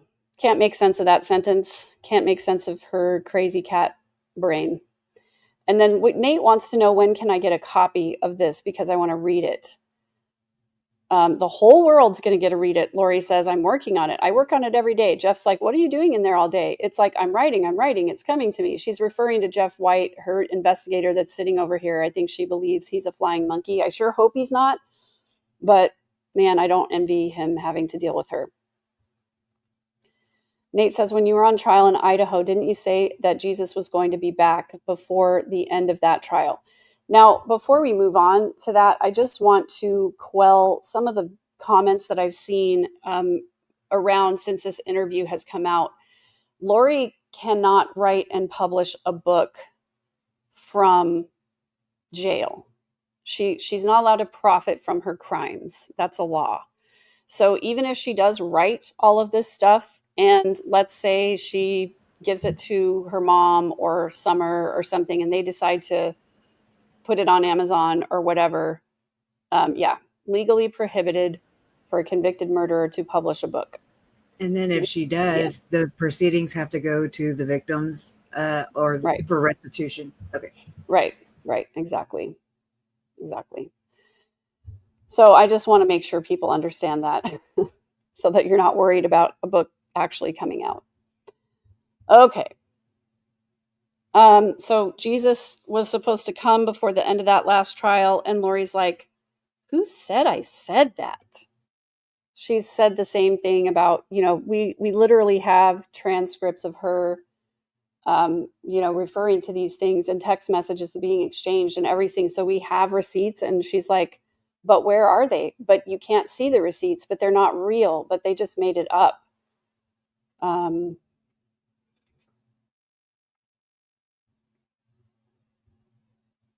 She says, who said I said that? I'm asking you, did you say that? And she has to tighten her ponytail because she's so mad. And here's the thing, like, she absolutely did say this. She's so activated with her body right now. She tightens her ponytail. She slaps the chair. She crosses her arms in front of her. She absolutely did say that. It kind of looks like, some Lori choreography going on here. Loriography. Loriography.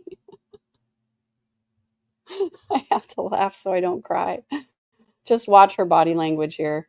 She's mad, tightening the ponytail, slapping the chair, crossing her arms.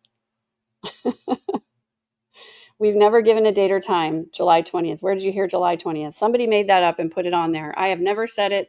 Chad has never said it. We've never had a date. We're going with what the prophet says. When President Nelson gets up and says, these are the last days, we need to prepare for the second coming. We need to gather Israel on both sides of the veil. That's what we were doing. That's what we were working on. And we wait for his timing. The Lord has his own timing. He's never early. He's never late. So pause there for a second to say, she really just referred to President Nelson. She's talking about Russell M. Nelson, who is the president of the Corporation of the Church of Jesus Christ of Latter-day Saints. And he's supposed to be the one that speaks to God and speaks for God. And so I know, I'm certain that the Strengthening the Church Members Committee watched this interview, because they're always on the lookout for anything that's going to make the church look bad. And now that Lori has referred to herself as a member, like Nate is, she's denied being excommunicated, and she also is naming President Russell M. Nelson here in this interview, as if she's waiting for him to be the one to say when the world is going to end. I'm just going to take a drink of water while we all think about that for a second.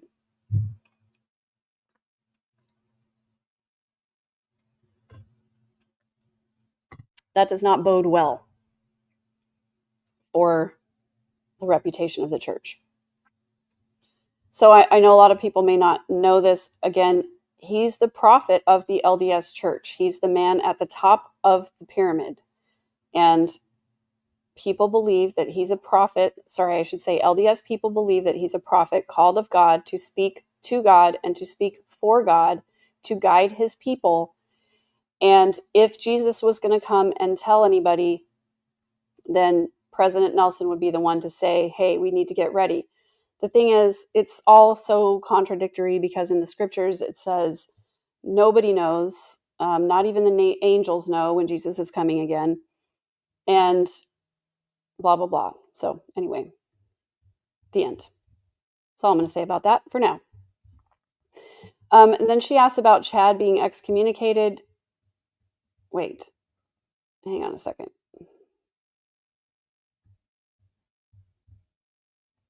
Why has Chad been excommunicated? So I think that was false too. That was mean. That was mean to excommunicate him. Are you still a member? As far as I know. Okay, so Lori, if you could go back 6 years ago, June of 2019, would you change anything that's happened over the past 6 years? And she puts on her baby voice, and look at how delighted she is with this question. And she says, oh, that's a really good question, Nate. I don't think I could, because we were foreordained to do this mission, right? The Lord is using Chad and I right now, and this is what he's told us as instruments in his hands. What do you think he's trying to teach the people, especially his people, his church? What do you think he's trying to teach his people right now while he separates the wheat from the tares? He has to have an earthquake. It has to be so detrimental. It has to get everybody's attention. Our case has done that. And what is he doing with that divide? He calls it, you know what Jesus told me? He calls it the Great Divide. What do you think he's doing with it? Nate says, I don't know. She says he's teaching people not to judge. Don't judge something. You weren't there. You don't know what happened. Don't judge. That's what he's doing. And he's separating the wheat from the tares right now in his own house. And he's using Chad and I to do it. So she's basically saying, if you believe that we're guilty, then you're the tares and you don't belong with the wheat.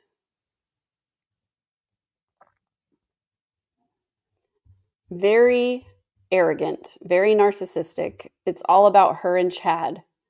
So the wheat from the tares. It's an analogy that they use in the Bible, where you've got this little encasing around the wheat berry, and the wheat berry is the part that gets ground down to make flour, and the tares are like the sort of weeds that grow up with the wheat.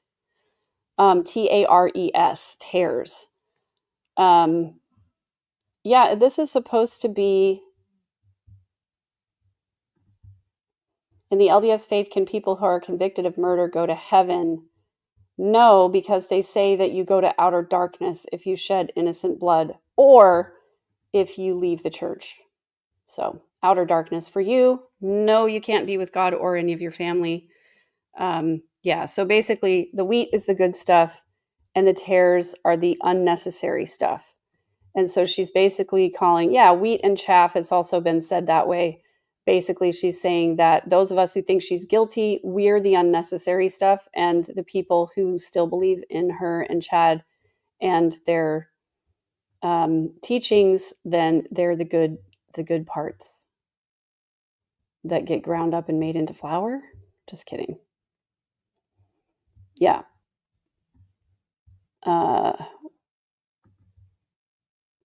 Yeah, wheat and chairs and wheat and chaff are two different things. That's true, Barbara Brown. Thank you for that. Because the chaff is like that extra part around the casing around the seed that has to be separated. The tares are those weeds. Somebody said it earlier, but I can't find it. They're like poisonous weeds that there it is, Desert Rain. A poisonous weed that looks exactly like wheat.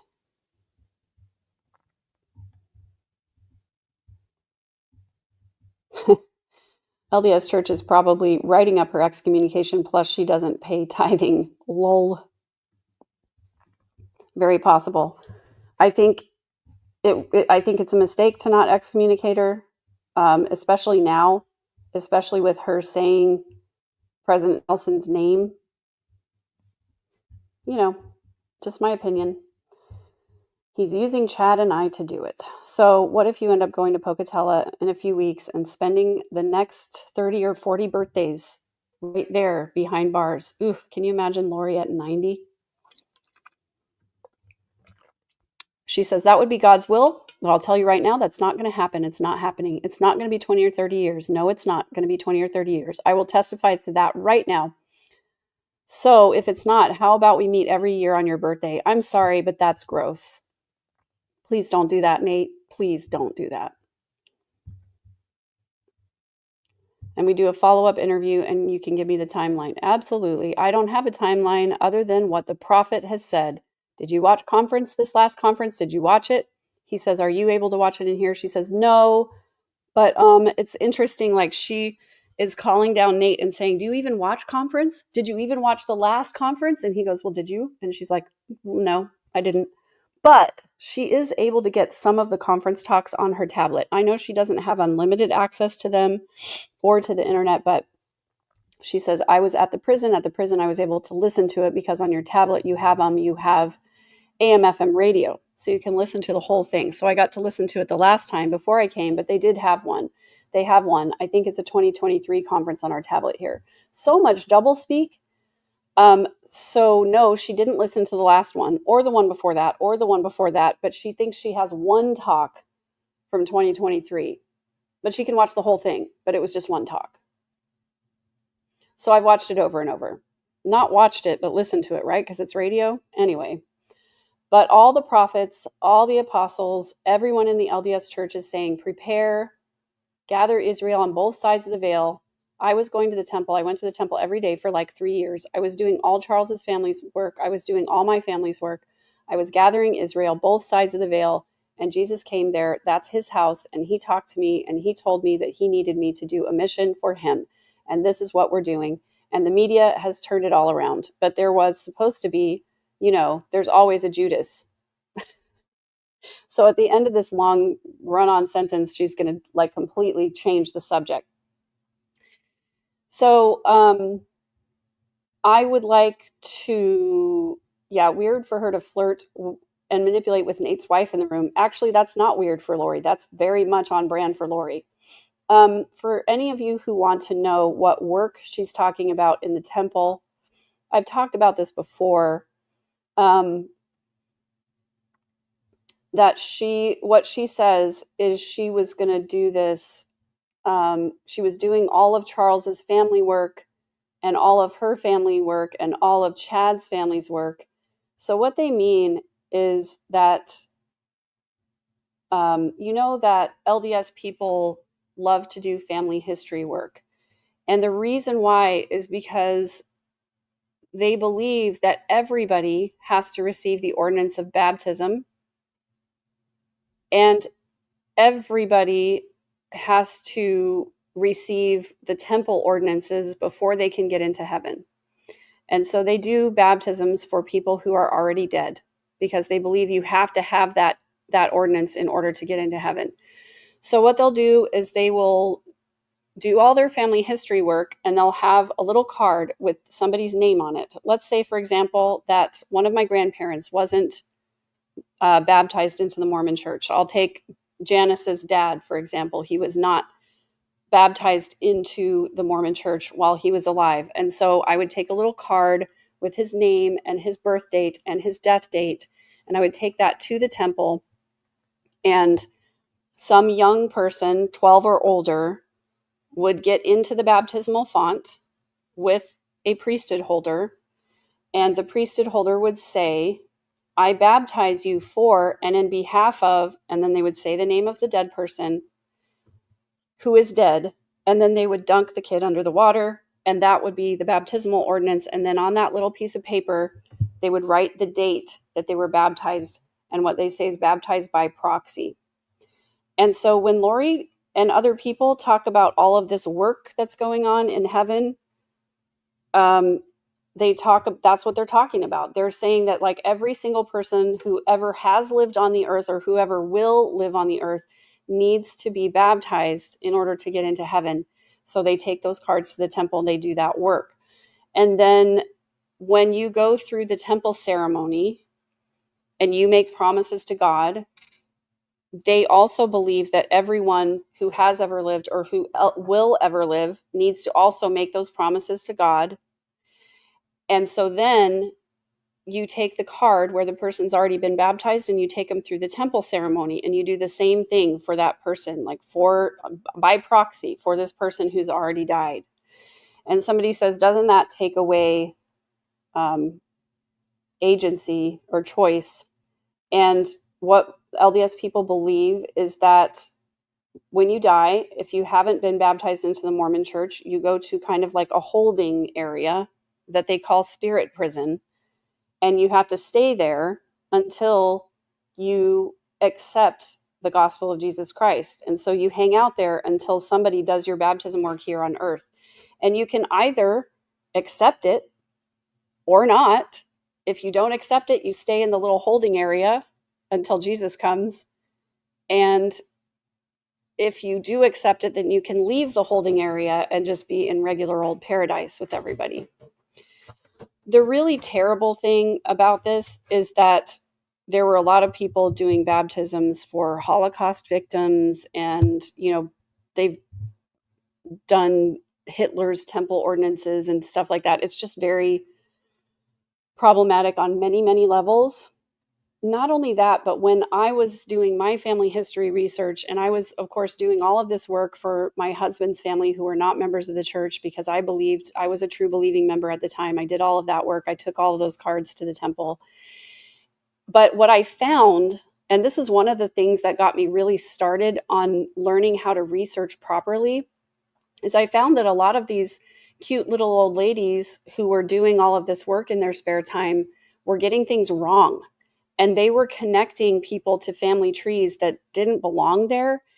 And there were lots of errors, and there were lots of duplicates. And, famous people have been baptized multiple times. There just so much lack of documentation. And that was one of the things that made me want to start looking at source documents, because I'm sorry, but unless you have like a birth certificate and a death certificate that match, and the names on there match the names of the family members and all of that stuff, you can't really just connect people to family trees because you think it's kind of sort of right. And so if you go to familysearch.org, that's where a lot of Mormon people, LDS people, build their family trees and do a lot of this research.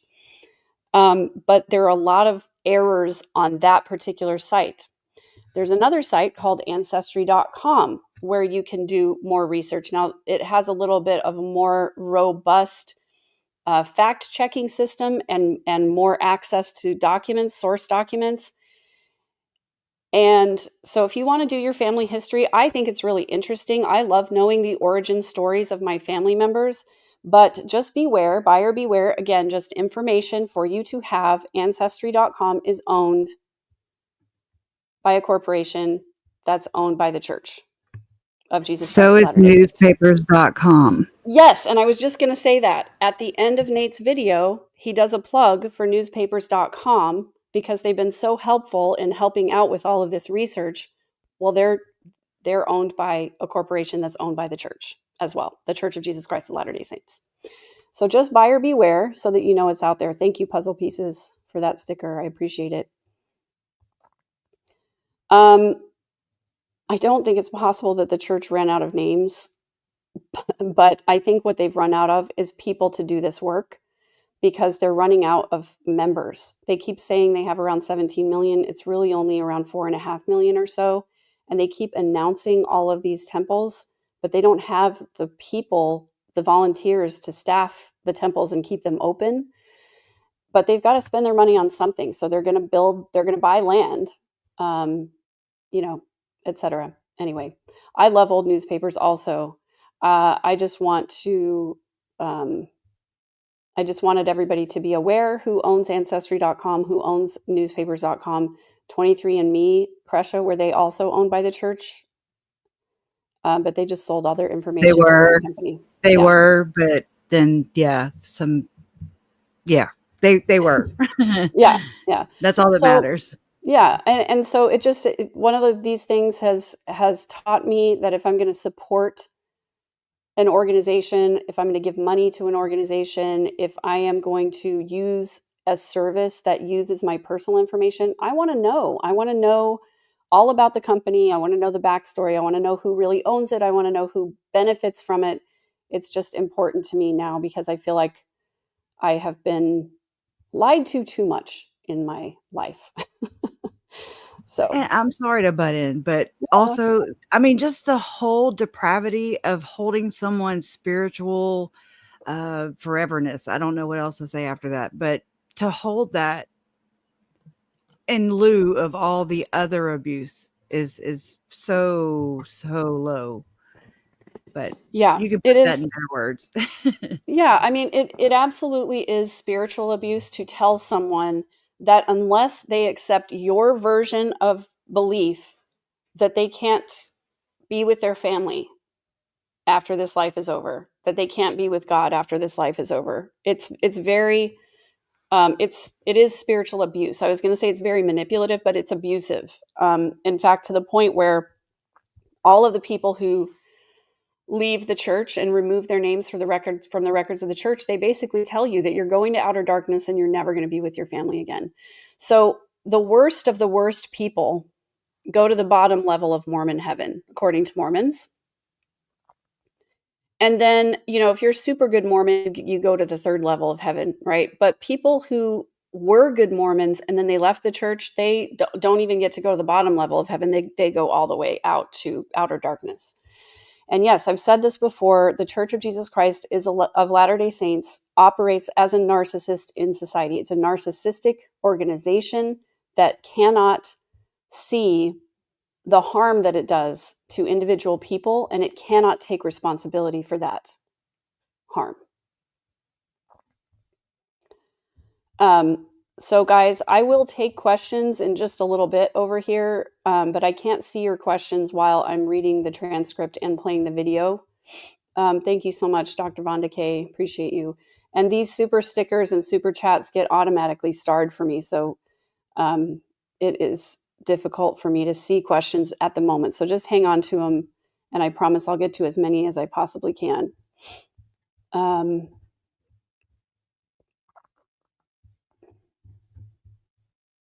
Sorry, here we go. So Lori says, there's always a Judas, and I almost used to think of you as the Judas. He says, was I on the dark list? She says, no, but this is what I'm saying. There's a Judas. People think that Judas is a villain, and Judas is not a villain. You know what Judas was? Judas was a vessel. Let's just, I'm actually going to go to the chat now. Let's discuss this for a second. Who out there who, knows the Bible story of Judas and Jesus thinks that Judas was not a villain? He was a vessel. In other words, a means by which it was possible for Jesus to be executed. Just kidding. I don't really want to talk about it. I just think it's a wild idea. Anyway, Judas was a vessel, is what she says. And then she repeats it. For God's plan to come to... Okay, I am going to play her voice. So just warning to everybody. Mute it for a second if you want to, because I want you to hear how she pronounces the word fruition. I think she's missing a letter. I just think it's kind of interesting. A little funny. Villain. Judas is not a villain. You know what Judas was? Judas was a vessel. Judas was a vessel for God's plan to come to fruition. And he told me the other day, it's coming to full fruition. Okay, so I'll let you guys know when Lori's plan comes to full fruition. Okay, just wanted to put that out there. I don't know what that means. I'm going to have to look it up because I've never heard that word before.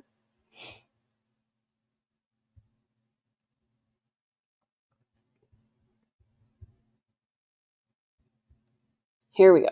We're almost done, you guys. So, when we are, just like he told Noah, who was what? Steve Carell in the movie. She's going to go back. She's going to go back to Evan Almighty here. And now she's invoking Steve Carell. So Steve Carell played Noah in the movie. So God came there and talked to Steve Carell. Is that true in the movie? He says, yep. but he didn't watch it. And the media guy didn't believe him, right? This guy's crazy, right? God didn't talk to him, didn't tell him to do anything, didn't tell him to build a boat, buy all those lots, make his wife mad, spend all his money, build a boat, because that whole thing was going to get wiped out, right? So God has told me lots of things. Again, we're going to say things and stuff and lots of things, stuff and things. He's using us as instruments in his hands, meaning Chad and Lori. And this is a common Mormon phrase to say, I think somebody wrote it into a song in the 80s and people hung on to it. He's using us as instruments in his hands to separate the wheat from the tares. And people are choosing. Do you know how many people have left the church over our case? Well, that's incredibly narcissistic, Lori. How many people have left the church over your case? Do you have a number for us? I'm guessing it's something you can't really quantify, but if I asked Lori that question, she would probably say lots. Lots of people, stuff, and things. What does our case have to do with the church? Nothing.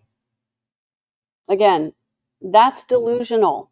You just invoked President Russell Nelson. You just talked about Noah and the flood. You just talked about your spiritual beliefs. You just talked about a lot of things that have to do with the church. You said that you're waiting for the church leaders to tell you when Jesus is going to come. So I always am going to say that Lori and Chad definitely twisted the teachings of the Church of Jesus Christ of Latter-day Saints. They twisted them, of course. They took them out into left field. What they taught is not mainstream, but everything that they taught has its root and its foundations in the actual teachings of the church. Yeah, and I agree with this Kresha too. She believes she's light, he's dark. Opposition in all things. She has definitely said that before. I'm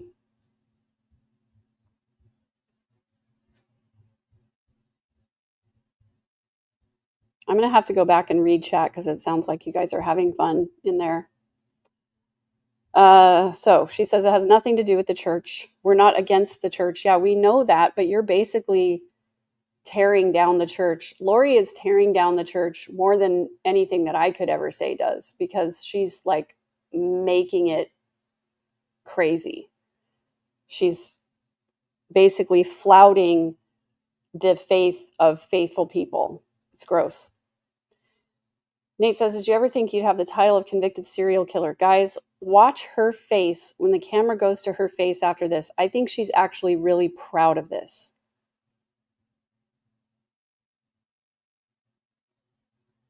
Look at that little grin. No, do I?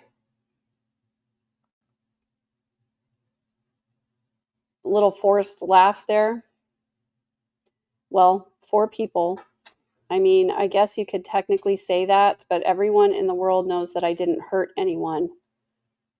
False. I've never hurt anyone in my whole entire life. Wrong. And he says, well, you years ago, everybody, I've talked to your friends, family, say you were a great mom, so much fun, loved to dance, loved music, loved to travel. You were the light of the party. Look at her face. She loves that distinction. And here we are in a jail. How did you get from there to here? God put me here for his purpose. And so you know who he needs? He needs somebody who's life of the party, somebody who teaches the girls how to work out, somebody who teaches the girls how to have fun and dance and do all those things in the worst jail in the country. He needed somebody to come in to the worst jail in the country and strengthen these women. And I'll tell you what happened. We used to have this wonderful lady, and she used to come in, and she's from mental health. She used to come in on Tuesdays. Again, a lot of detail here. She'd be down there, and she's blonde, and she's really cute, and she's really fun. She's bubbly like me. She would come down there, and she'd try to get the girls to work out and give them coping mechanisms and talk to them about stuff like that. And half of the girls didn't like her. They thought she was annoying, and they were waking her up and stuff, because you know why? She wasn't one of them. She wasn't one of them. But you know what I have? I have 7 lifetimes. I have worse. And Nate mistakenly thinks that she's saying you're on your 7th life, but she's saying she's serving 7 lifetimes. I don't know where she gets that because she hasn't been sentenced yet for Charles or Brandon, but whatever. No. I'm saying I got 5 life sentences in. I've got another one here and another one here about the multiple probations. She says, no, I'm talking about I'm sentenced to 7 lifetimes right now. And he says, why didn't you tell all this to police? Okay, so this is actually an interesting part. Why didn't you explain this to him? And she says, what happens to people when they say God told them to do something? They lock them up. Well, I'm locked up. He says, whatever the reasoning, if you really did think Tylee was responsible, why don't you tell the police? She had chronic pancreatitis. JJ had autism. All of these things, she says. She was SA by her dad from the time she was 3 and forced by family. Okay, so Lori says she was SA by her dad from the time she was 3 years old and forced by family court to go to him for 10 years. You don't think that was hard on her? She was in the hospital all the time. She had and then he says, why not tell the police all this? At the very beginning, or what are you talking about? He says, whenever. I don't think you've ever talked to a cop, have you? She says, you know when I called the cops? Now, okay, let's just pause a second and go back to the Tylee allegations. It has been well documented in the divorce documents between Lori and Joe Ryan that the investigator who investigated the SA claims said that Tylee was coached, period. The end. That's all I'm going to say about that right now. Now she talks about a different time. She said, I called the cops 2 times in my life. Guess what happened to me? I called the cops when I was pregnant with Colby, and his dad had beat me up, and I had a black eye, and I was thrown down the stairs, and I was 8 months pregnant. Now, this is a story that I do remember hearing, that Billy William LaJoya, who was Colby's biological dad, beat her up and threw her down the stairs. That's a story I remember hearing. But here's what's interesting. Listen to what she says. You know what they did? Nothing. They did not help me. Okay. All I'm going to say about this is that I have been in DV situations before. And if that really did happen to her, then she could have had Billy arrested at that time. And if there is any evidence whatsoever that somebody has been harmed and all they have to see is a red mark, then they have cause and they can arrest the person whether you want them to or not. And so all I'm saying is that if this had actually happened to Lori, they would have arrested Billy if there was evidence that that had really happened. That's all I'm going to say. I'll let you guys debate about it if you want to. Yeah, this is true. Making it huge to minimize his point and deflect from the fact that she's not actually answering.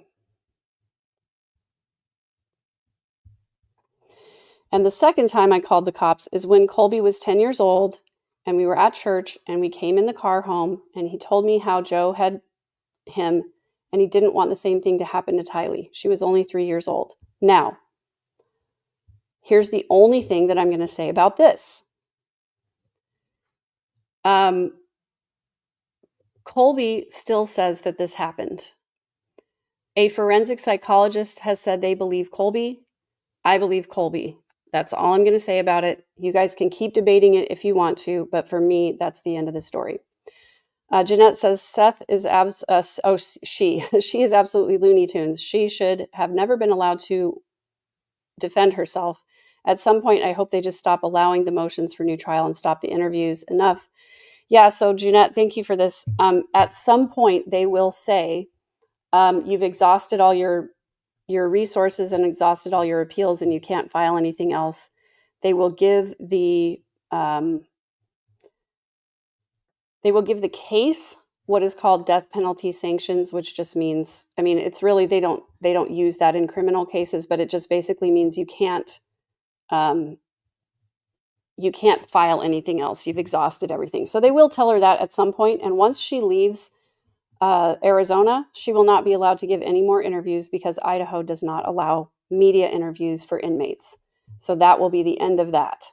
Somebody could go visit her in the jail and report on it, or they could correspond with her and report on it, but she won't be appearing. So that's all. She says, I called the cops, and guess what I did? I called him and I said, hey, this stuff happened. I don't know what to do. They said, we don't care. Call the county where it happened. So I called that county and I told them the whole story. Like, my son just came to me. He's 10 years old. This happened, blah, blah, blah. They said, we don't care. Call the county where the perpetrator is living. So this part of the story actually, I think, is true because I went through something similar. And so you do have to report it in the proper jurisdiction. They don't say we don't care. They usually say, I'm sorry that happened to you, and here's who you need to call. So I called that county and I said, this is what happened, and nobody would talk to us. And then the county finally called me back where it had happened, where we had lived previously. And they said, okay, come in tomorrow, bring the kids in, and we'll forensically interview them. Okay. So we did all that. I did everything the cops asked me to do. And then when I was in there, they said after they met with Colby, they interviewed him for 45 minutes. They interviewed Tylee. They came out. They said, Colby met all the criteria we used to prosecute, and we're going to prosecute him. This might be true, guys. This part of the story might be true. And we're going to keep your kids safe. And then they did nothing. Well, that's not true. They didn't do nothing. They went through a very long, drawn-out court case and custody case. They investigated Joe. They evaluated Joe. All of that stuff is really, really well documented. Lori says, Joe hired a criminal attorney and they did nothing. No, they attempted to prosecute him and he was found not guilty. He never got indicted. That's right. And nobody ever even looked him in the eye and said, are your children? And for 10 years, the judge told me that if I didn't take Tylee to him every other weekend and 30 days in the summer and every Thursday night, that she would put me in jail if I was late for one visitation. Well, that's not entirely accurate, but there was a court order that she had to follow custody. That's standard. In fact, what they did is they didn't even give Joe standard custody at first. What they did is they did a stair-step program where first the custody was supervised for an hour. Then it was supervised for a little longer. Then it was unsupervised for an hour. It was this stair-step thing. And then eventually he was able to have that custody where it's every Thursday, every other weekend, and 30 days in the summer.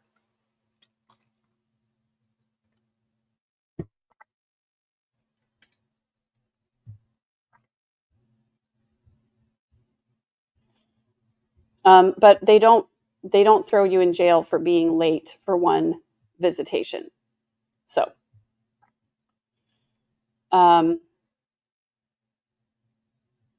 she said I would be put in jail if I didn't abide by that. This is an important question. Nate says, did you have anything to do with Joe Ryan's death? And watch her facial expression and body language.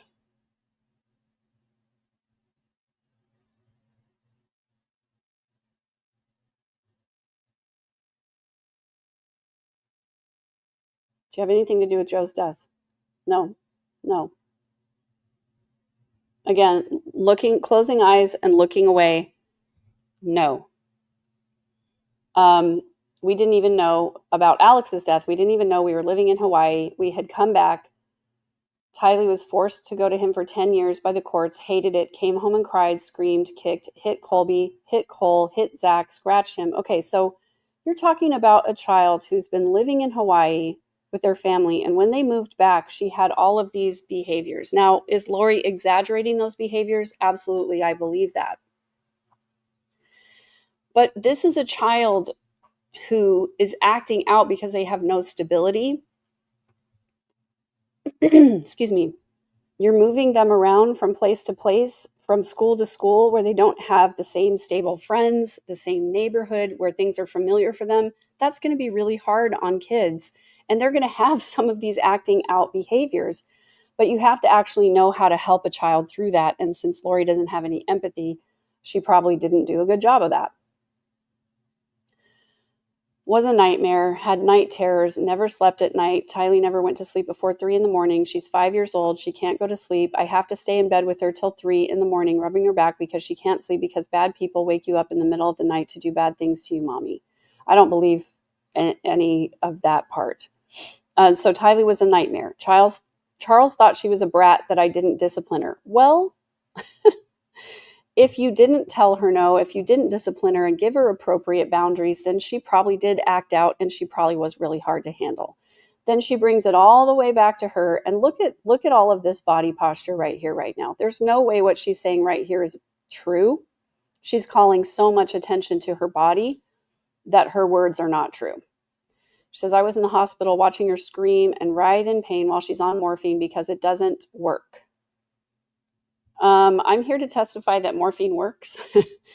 There is some pain that is hard for that to go on. And I've never had pancreatitis, and I've also never been poisoned by my mom, so I don't know what that feels like. But I would hope that morphine would work. I just don't believe Lori, but maybe I'm biased. Thank you, Kathy Margulis, for this super sticker. I appreciate you. Guys, we're getting there. We're almost done. Thanks for hanging in here with me. Thanks for being here with me to go through all of this. So Nate says, I've interviewed several jurors. You may have seen the interviews. She says, I haven't seen any of the juror interviews. I have no access. I'm in here 23 hours a day. It's interesting. Like, she says she doesn't have access to things. And then she says she does have access to things when it suits her. So, Lori's going to Lori in that way. I'm in max security. We don't have access to anything. I haven't seen anything for a year and a half since I've been over here. So I think all of this doublespeak is like, when it pertains to the case, her attorneys can show her interviews and things like that, but she can't just have free reign to go search up whatever she wants. Nate says, the jurors says they were disappointed that you didn't testify. They wanted to hear from you, that you didn't have a defense, especially in Idaho. She said, okay, let me ask you a question. If I get up on the stand and Trina K is sitting there, she's afraid of Trina K. That's the reason she mentions her here. Or what's her name? I find it really interesting. She mentions Trina K. She's trying to mention Lindsay Blake here. She wasn't going to mention Rob Wood. She's way more threatened by smart women than she is by smart men. Lindsay Blake, Rob Wood. And they're sitting there. Are they going to let me tell Tylee's story on the stand? They're not. They're going to object every 2 seconds. And Nate says, if it's relevant, and she says, no, they won't, because they don't want me to tell that story because it's the opposite of their narrative. And then she says, it crushes their narrative. It crumbles their narrative. All this descriptive language that she thinks makes her point for her. And Nate says, as a defense attorney, he's trying to flatter her now, like, you're a defense attorney now. You present your defense. You would have witnesses that come in and testify to the things you're saying and would give. And she interrupts. She says, you're so naive. You're as naive as I was. And I love it because guess what? I found out as a defense attorney, this is what happened with Judge Boreski. This is what happened. They don't let you put on a defense. That just means they don't let you say whatever you want. You have to categorize your defense into a category, and then you have to follow that line of thinking and that line of evidence. She says, do you know how many motions I had on, or not motions? Do you know how many exhibits I had? Get ready for us to present our case for the first trial. How many? We had 33 exhibits. Kresha, do you have anything to say? Just checking. Gotta be that damn 33. Gotta be the 33. All right. Do you know how many exhibits the state had in the Idaho case, in her Idaho case? Hundreds. So I don't really think that 33 is a flex. I just think it's funny that she thinks it is. We put them up there. Trina K went up there. She gets to look at all your exhibits, right? This is how it works in law. She's explaining this to Nate now because Nate doesn't know anything. She gets to look and see what all our things are, what we're putting up. Guess what I had? I had about 5 interviews with one of the cops who said, oh, so now she has spoken to a cop. No, what she's referring to is that she has a video clip, I think, or an audio clip of one of the cops, which she's going to say it's Detective Moffitt, who says, I have to get Lori on something. I have to find something to charge her with. I have him saying this on video. And so he says, which? She says, Detective Moffitt. Guess what happens? So I have 4 of those are my exhibit. I'm waiting for Detective Moffitt to get on the stand. The state says they're going to put on Detective Moffitt. Guess who they don't put on at all? Moffitt. And that, Lori, is what is called a strategy. Because, yeah, Moffitt was on the witness list. I bet Trina K wanted Lori to think that she was going to put Moffat on. And then Lori's like, oh, I don't need to subpoena him because, the state's going to put him on. And then they never did. So she didn't. And Trina knew that her exhibits were related to Moffat and probably didn't want to put her on or put him on in that way. For that reason, she had the same freedom to subpoena Moffat, and she did not. Yep, whole system effed her over. That's something she likely got from her dad. It's the system's fault. They're all against her. Hey, good to see you, McSpunky. I always miss when I can't see chat, then I don't get to see McSpunky's jokes. And then I have to, make up my own, and they're not as good. That's the problem.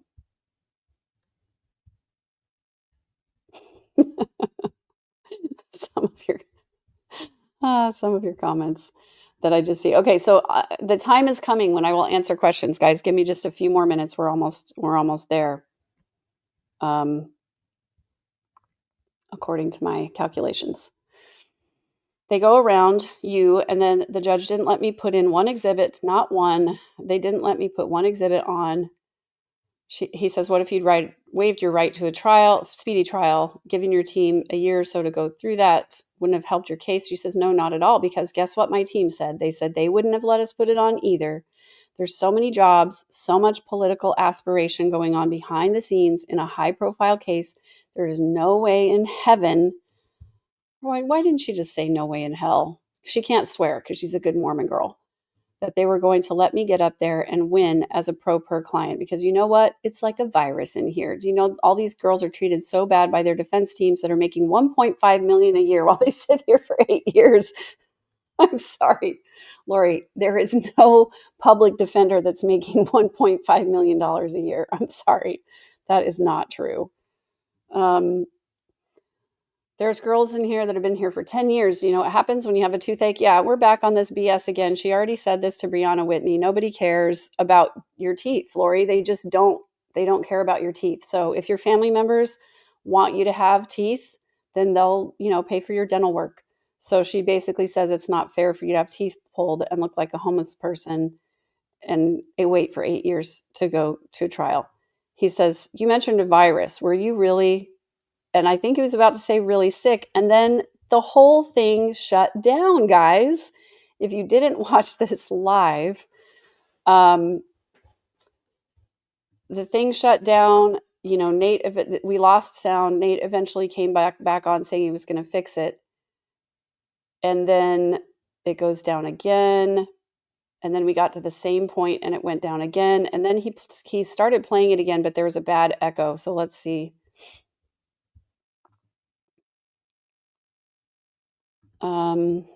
He asked her, is there any remorse or any apology?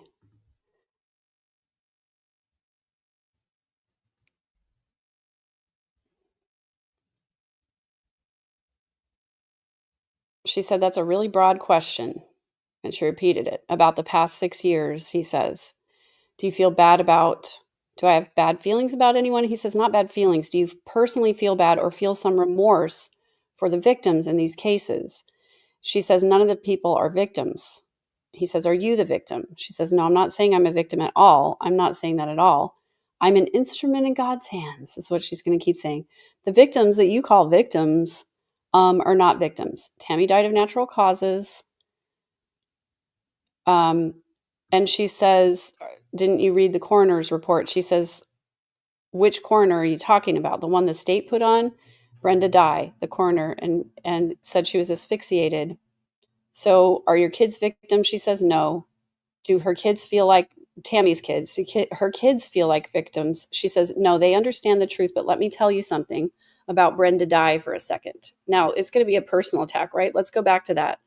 She originally ordered it as natural causes. You're right. Oh, thank you, Nate. A fact. But then they exhumed her body the day before Alex died, Nate says, which looks suspicious with Alex's death. They exhumed her body and they said, no, she had the marks. Did you hear what you just said, Nate? Looks suspicious. Who exhumed her? Why did they exhume her when she had a natural death? So you're saying, why did they exhume her when she had a natural death? What was the explanation for exhuming her when she had a natural death from the coroner? The coroner said it. Why? They said, Nate says, because you and Chad were under investigation. Why? Because of Heather Daybell. That's what she brings up. She brings up Heather Daybell again. The only reason they exhumed Tammy, according to Lori, is because of Heather Daybell. I'm going to play her voice. Mute it if you need to. This is your warning. Have the marks. Did you hear what you just said? What? Looks suspicious. Who exhumed her? Why did they exhume her when she had a natural death? So you're saying Why did they exhume her when she had a natural death? What was the explanation for exhuming her when she had a natural death from the coroner? The coroner said it. Why? because you and Chad were under investigation and they thought that you all might have killed her. Why? Because of Heather Daybell and what she said at the very beginning and called. That's all. When she keeps talking about Heather Daybell, just the way she speaks about her with so much contempt. It's not actually, Lori. It's because there was probable cause. You can't exhume a body without probable cause. So they had the evidence that they needed to have. The circumstances were suspicious enough that that's why they did it. Heather did not call me. I didn't say she called you. So Lori says, I didn't say Heather called you. That's literally what she exactly said. I have the transcript right here. And then she is talking about Detective Hope again.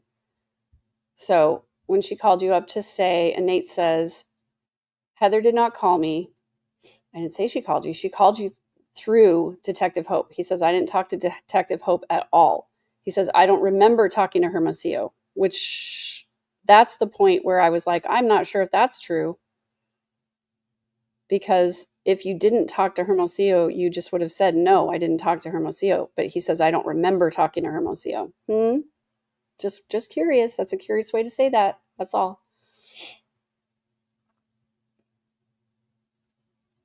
Did you talk to Hermosillo? I don't remember talking to Hermosillo. The tip I got when you were in Hawaii was none of those people. It was before we went to Hawaii. How'd you get a tip before you showed up in Hawaii? You obviously had a tip before we showed up. He says, we found out about this case when this police sent out a news release, and then somebody random, I still to this day don't know, and I swear to you this day, we got a Facebook message from an anonymous account with a GPS location of where you and Chad were.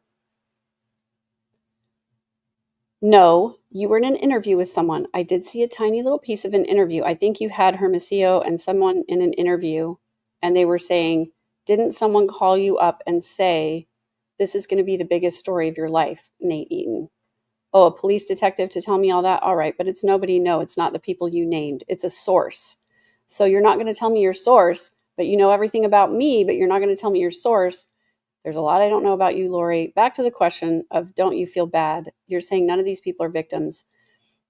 Kay and Larry are victims. She says Brandon's not a victim. No, nobody's a victim. I'm not saying that people I haven't had hard things happen to them in their life. Everyone has hard things happen to them in their life, right? The judicial system plays up the victim thing pretty big, right? We've seen it happen. Give us an example, Lori. Is it in a case where a bunch of family members were red-rummed and then they make a big deal out of it? Because, yeah. The people who lost their children, I lost my children. I lost them. So this is just so gross. It's so gross. You arranged with Alex to conspire to kill them. No, I did not. Absolutely not. Absolutely not. Did they know you were in Chad's backyard? No, I did not know that. I did not know where they were. Alex told me that he was put them in a safe place. Okay, so this is another thing that is a new thing that we didn't know before, that Alex told Lori that he put them in a safe place. Want to hear my theory? Yes, please. Rexburg was a city of light. It was a place of safety and refuge, just like she says he is safe and happy. It's just a safe place, meaning she can just say it is a safe place. Chad's backyard, safe place, something along those lines. Yeah. Yep, I agree with you. And somebody mentioned the text, the raccoon text, that went out the morning that Alex's cell phone was on Chad's property, we believe, with Tylee's remains. That's when that text went out. Chad knew the kids were in the yard because he let Alex into the yard. He was there. Like, in fact, the call came from Chad to Alex, I believe, to say, coast is clear, Tammy's gone, come on over. That's what I believe happened. So did you find out at the court, at the first trial? Is that the first time you'd seen those autopsy photos? She said, I had never seen them. I never looked at them before that because that's not how I picture my children. Well, isn't that convenient for you, Lori? I know where they are in heaven. I know what they're doing. They've come to visit me. So I don't see them as bones. If anybody dies and you go to a cemetery and you dig them up 9 months later, you're not going to like what you find. It's disgusting. There's no other word for this. It's just disgusting. They're not going to look like that, Lori. They're not going to look. I'm saying anybody isn't going to look like that. I'm saying once your spirit leaves your body and goes to heaven, because I died, right, when I was giving birth to Tylee, that is false. She did not. She never talked about that before. She made it up after this whole thing with Chad because she wanted to have as much clout as Chad. I died and my spirit left my body. And guess what happens when you're out of your body and your real self and your eternal self and who you are? You could care less what happens to your body. Yeah, and that's the narrative she's going to say. Like, it didn't matter what happened to Tylee's body because her spirit was what mattered. Just awfully disgusting, horrible, evil, vicious, vile. Can't think of enough bad words. Oh. We're all going to die. Our bodies are all going to go back to the earth where they were from. And we carry on. We move on. So my children are in their eternity. They're doing well. They're happy. They're moving on. They don't want me to be sad. They came to me because they don't want me to be sad. They said, Mom, you didn't do anything wrong. Because, you know, this is the same as her allocution statement in Idaho. It's disgusting, but this is what allows Lori to get out of bed every morning and put one foot in front of the other. Because if she didn't believe that she was absolved of guilt, it would break her psychologically, and I think she would cease to exist. One last question. A lot of people say, I shouldn't have interviewed. Well, they don't know I've interviewed. They say, you don't deserve a platform because of what you've done, what you've been found guilty of. Do they have a point? In this unfair judicial system, anybody could be found guilty of anything. And I would say to the people, I would say, be careful who you're judging because anybody could end up in orange. You could be living your little life in the suburban bubble like I was, and anybody could end up in orange, anybody, because they can turn this on anybody. There's women in here, beautiful, smart, intelligent women that have had their children die and their family tragedies, and they're not crimes, and the state has turned them into crimes, and they're not crimes. And what I got accused of and convicted of, just like the 3 Nephites, what crime did they commit that they got 7 death penalties for? What crime did they commit that they got 7 death penalties for? I am in good company. I'm in good company, and in heaven, I will be in their company. And I didn't do anything that deserves this kind of punishment. But God did want me here. He did want me in here with these women, and he wanted me to lift and strengthen women and uplift them in these family tragedies. There's women in here that have suffered the same things I have. They've been here for years waiting to go to trial. They haven't even gone to trial yet, but it's an unfair system, and they probably will get convicted, and then we'll see each other at the prison, and we'll uplift each other until Jesus comes. And when he comes, he's going to set everybody in the prisons free, everyone, and all those who are unjustly and wrongfully convicted, like me and like these others. We will be walking free on this earth, and we will be walking with Jesus, and that's what we're going to do. So that's the end of the interview.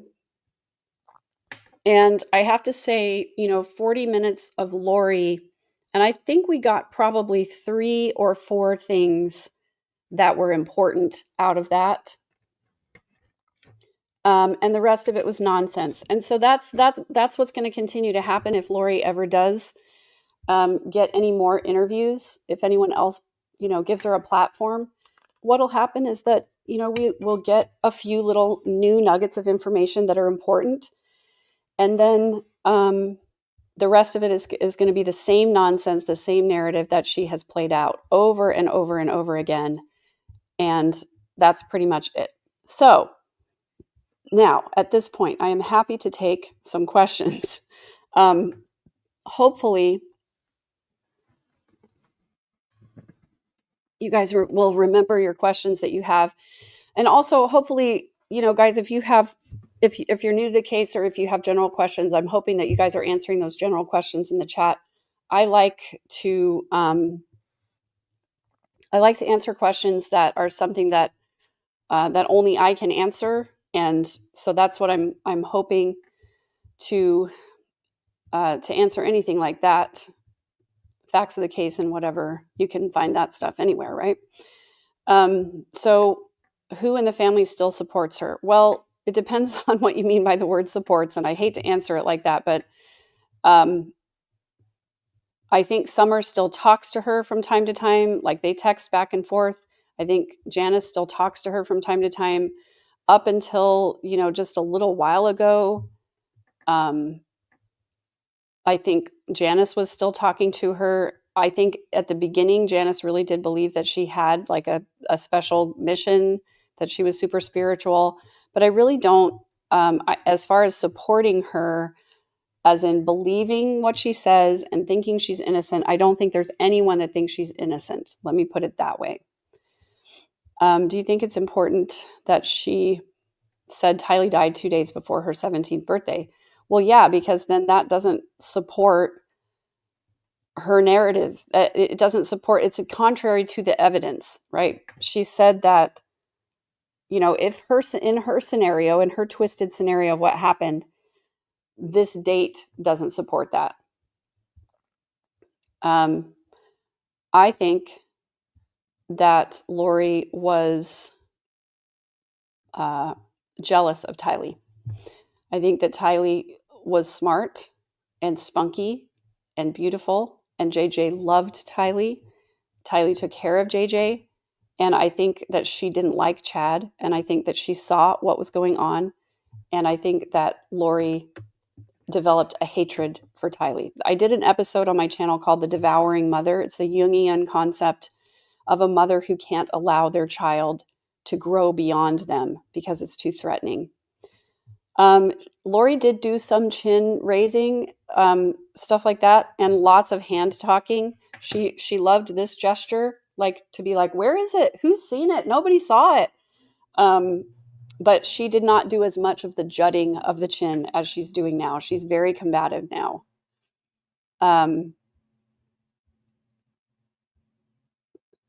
If you could have had Nate ask a question for you, what would it be? There's one question that you can ask people with personality disorders that will tell you how disordered they are. And that question is, essentially, Nate did ask it. It's, do you have any regrets? Basically, is there anything that you can regret is there anything that you can look back on and say, I regret the way that I did that? And it's not just, I like to ask that question of myself.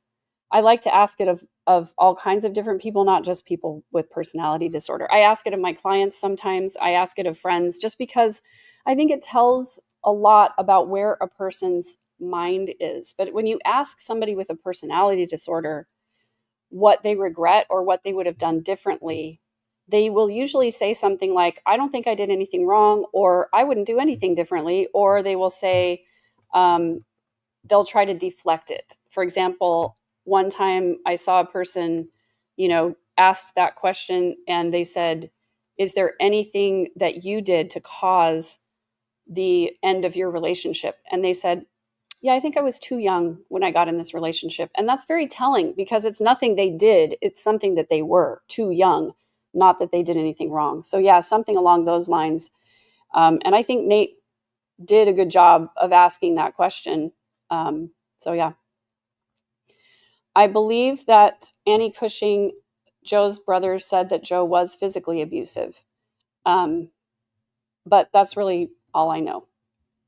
I only met Joe, I think, one time. So yeah, her mannerisms have escalated since I knew her. Yeah, very different going through this with an knowing LDS lens. The correlation really is right there.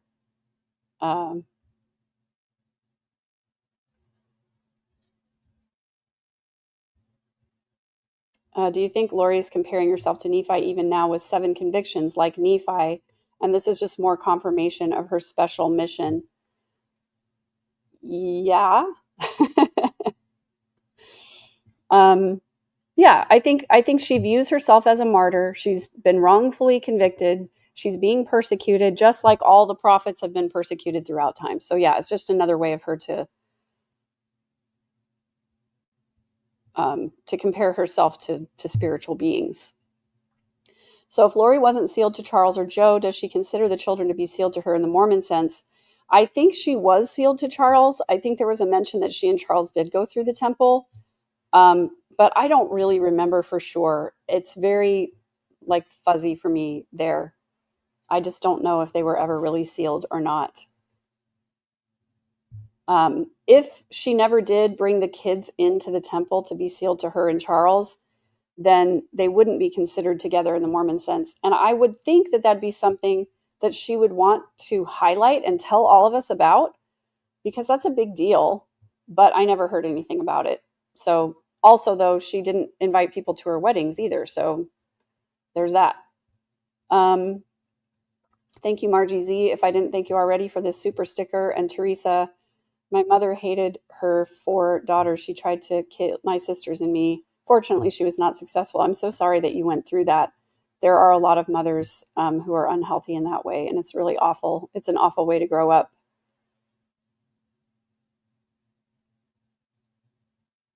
Yes, I do believe between the lines she confesses to all of her crimes without even realizing it. I think it's unconscious.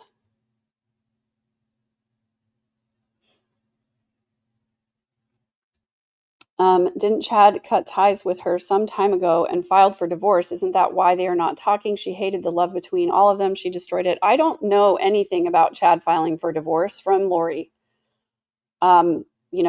No divorce for exalted beings. And I don't believe that Chad believes his BS, but I also don't think that he's filed for divorce. I could be wrong about that. I would love to have receipts if it's possible.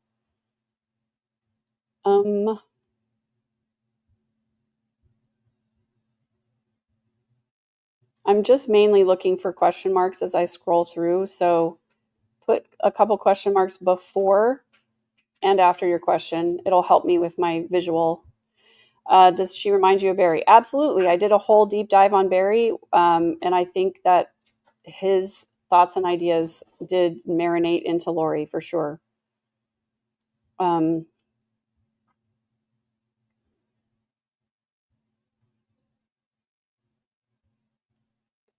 Okay, scanning real fast now for question marks because we're almost 3 hours in here, guys. Thank you so much for hanging with me. Kiko Jump, did you see the similarities between the way she described Tylee's life struggles with Stacy's life struggles, or is it just me?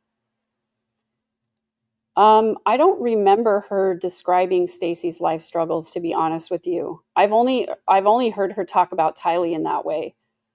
I don't think I've ever heard Lori talk about Stacy publicly.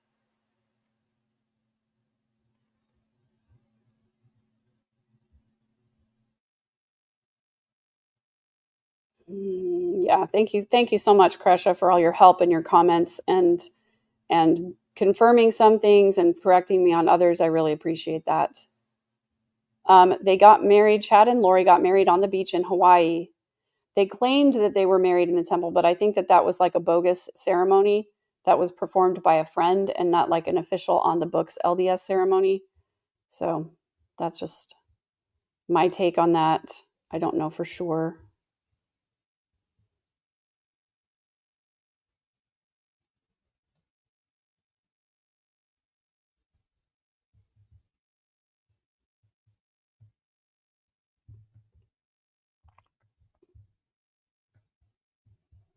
Do church records go public only after death? Like you were mentioning genealogy, are those records through the genealogy lines that would know when and if they were sealed? So people can go into their family history or family search profile and enter their own ordinance dates if they want to, but those dates would not be visible to anyone while that person is still alive.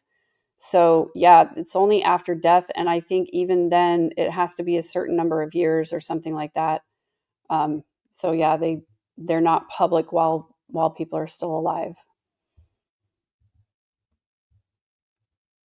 Is there still a big rift in the family because of her? I think that the rift in the family that exists now is more about how people are handling things. And I would say, people don't like the way that I'm handling things.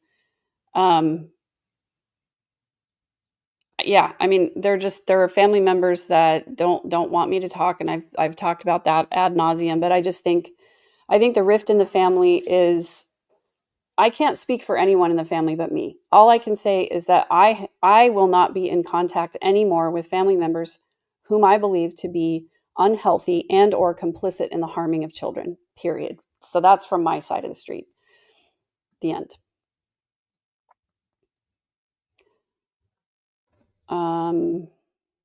Did he ask her if she and Chad are still in communication? He did ask her that, and she said, "We aren't speaking right now." And then she went on to clarify, they can, because of the prison system, they can only write postcards, not letters. I think that she is mad at Chad for some reason and that they're not speaking. I don't think it's that they are not allowed to communicate. They could send postcards back and forth if they wanted to, I think. Wouldn't he lose his exaltation status if he did file for divorce? Wasn't that why they got rid of Tammy? After all, she don't stand a chance against us who hold her accountable. The church doesn't, you don't go down a peg in the church's, I don't know, in your priesthood standing or your temple standing. Nothing bad happens to you in that way if you get divorced. It's just that culturally there's a stigma about it. So, plenty of people in the LDS church have gotten divorced and still retained their Mormon card, for example, still can go to the temple, still hold the priesthood. I just think that that was a Chad and Lori thing, that exalted beings can't get divorced. I don't know. There's nothing official about any of that. Your exaltation status isn't in question. Although, let me think about this for a second. If you get your sealing canceled, I don't know. I don't know how any of that works because I was never sealed. I didn't have to go through any of that stuff. So I don't know. Charles and Lori did get married in Vegas. That is correct.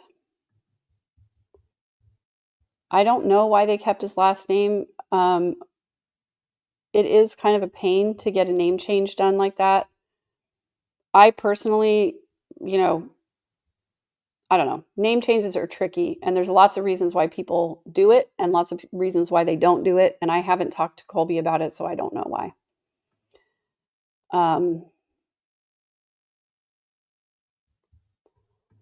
Do you think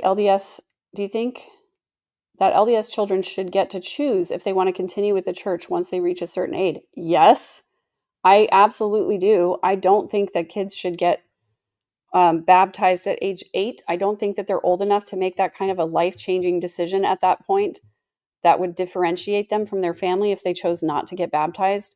And I do think that there should be a, I don't know, I guess decision point of I want to continue this way or I don't. The thing is, they really do have a choice. You could leave the church at any time if you want to. My sons did. My oldest son left when he was 14. The other one left when he was 12. They just said, I'm not going to church anymore. I don't believe this anymore. I'm not doing this anymore. In most families, when you do that, you get ostracized and vilified and guilted into going and all of that. I didn't do that to my sons. But you should just be able to peace out when you want to. That's all.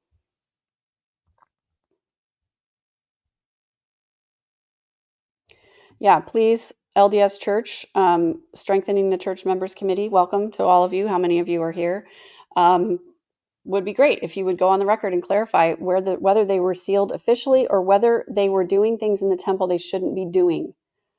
It would be great if someone would denounce that, because there are a lot of people, I feel bad for faithful members of the LDS Church who have to go to that same temple and feel like it is sullied by the fact that Lori and Chad were doing weird ceremonies in there. Do you think Nate was stopped from asking certain questions or pushing for answers by his church by the church or his bosses? I felt he was too soft with her. I felt that I think he did ask some good hard questions, but I did notice that they stayed away from talking about anything really theological or anything that would have been a clarification between mainstream and not mainstream beliefs. So I don't know if that was driven by, his bosses or not. I think we said at the beginning that Nate owns a percentage or so of the East Idaho News Channel, but really I think it still is controlled by the main owner, who is Frank Vandersloot. That's why I went into all of that before we started. But thank you for that, puzzle pieces. What will happen to her ego as she falls away? Well, I mean, she's going to start to go cuckoo when people stop paying attention to her. And I think she's going to act out in crazy ways, in jail. So I don't know. Comparing herself to pretended beings that were not spiritual, that only ever existed in Joseph Smith's imagination. Yep, that's about the size of that for sure.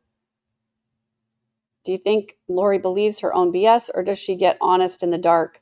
This is something I've contemplated before. I do think that there's or at least there was at some point a spark of that honesty, that she knows she's really guilty and it devastates her. And that's why she keeps doubling down on all of these narratives that she puts out there. But I think the more that you do that and the more that you ignore your true self, the less able you are to respond to that true self. And so, yeah, I think that's really tough. Aida says, would you agree to not cover anything Lori going forward? Well, I'm definitely going to be covering the sentencing that's going to happen on the 25th of this month. I can't believe it's July already. But going forward, the only thing that would be important to cover from Lori is if we got more information about the truth of what happened. I'm sure things are going to come up from time to time about her status and her being carted back to Idaho, her new mugshot, all that. I'm not interested in any of that stuff. But if she writes something and I find it relevant, I'll comment on it. But, I don't really need to do any more of that stuff. Now, I will say there are tentacles that move out from Lori and connect to other things, like Visions of Glory, Tim Ballard, Ruby Franke and Jody Hildebrandt, the Hamblin case. All of those little tentacles spread out and connect to everything. So am I going to reference it when I cover other cases? Absolutely. Because I think we can take this template and apply it to lots of other things. So that's the best I can answer that right now.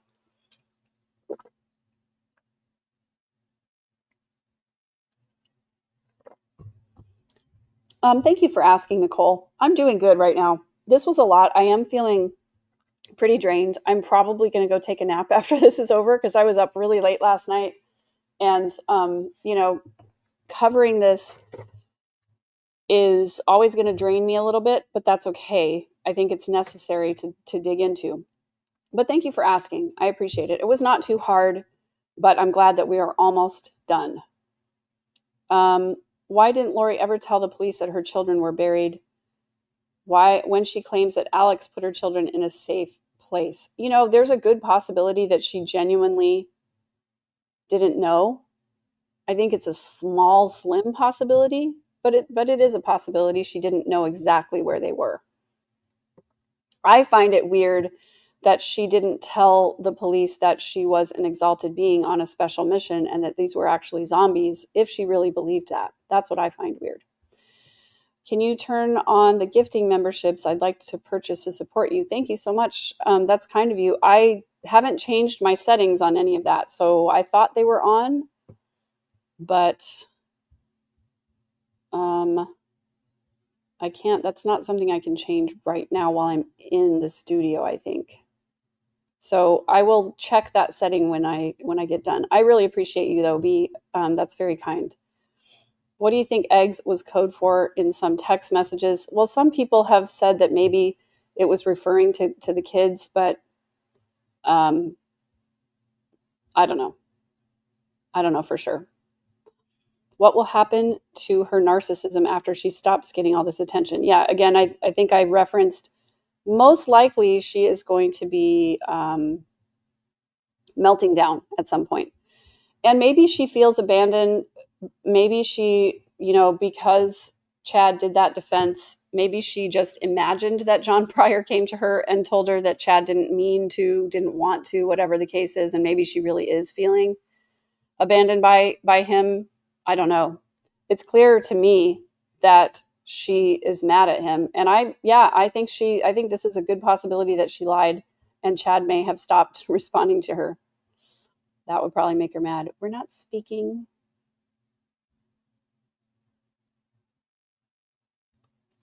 She might be mad at Chad because she got convicted. I don't know. Chad can't do interviews because he's in Idaho and they don't allow interviews. I meant you have read out loud to us what happened to Stacy, and to me it sounds like Lori had copied some of that story and made it to Tylee's story. Huh. That's interesting.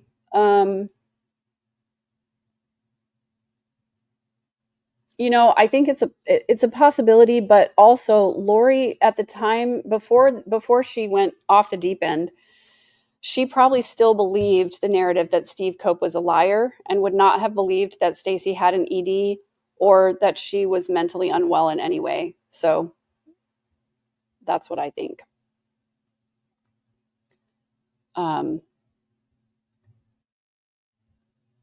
Aida, thank you so much for this. And I'm always going to do my very best to be honest about everything. I really do try hard to make sure that that's the case. Allison said, has she ever said why Tylee or JJ had to die? No. Because if you believe the ideas that Chad had, that they were possessed, that's clearly not what Lori is. That's not the narrative that she's putting out there now. And so she's never said why. She has only ever said publicly that it was Tylee's fault. Did you say that Janice and Summer talked to her, but they don't bring up the case? I think that's ridiculous. I mean, she should ask why. I would if it was me in that position, but some people are more comfortable with denial. I just went on Family Search, put Charles Vallow's information. It looks like he's not at all related to Lori and the temple stuff, so I don't think that they were sealed. Huh, interesting. I've never looked that up, honestly. Seems like it was said somewhere the couples needed to be married to be leaders of the 144,000. Is that true? I don't know, because in the Visions of Glory book, Spencer, his wife tragically died during the big earthquake. And so when he was on his mission together, he was not married. So, interesting. Ooh, does he? I guess I've never really paid attention to that. Huh. I'm going to have to pay attention to that now. I paid attention. Did you also notice she's wearing her wedding hair elastic around her finger? She was, yeah. Yep. Is there an issue with female missionaries getting assaulted? Do they travel like men? Well, they do travel together. While I haven't heard any specific reports of that, I would imagine that it probably does happen from time to time. I was always worried about my daughter when she was out teaching in the San Francisco area. Is there any proof that Tammy knew whom?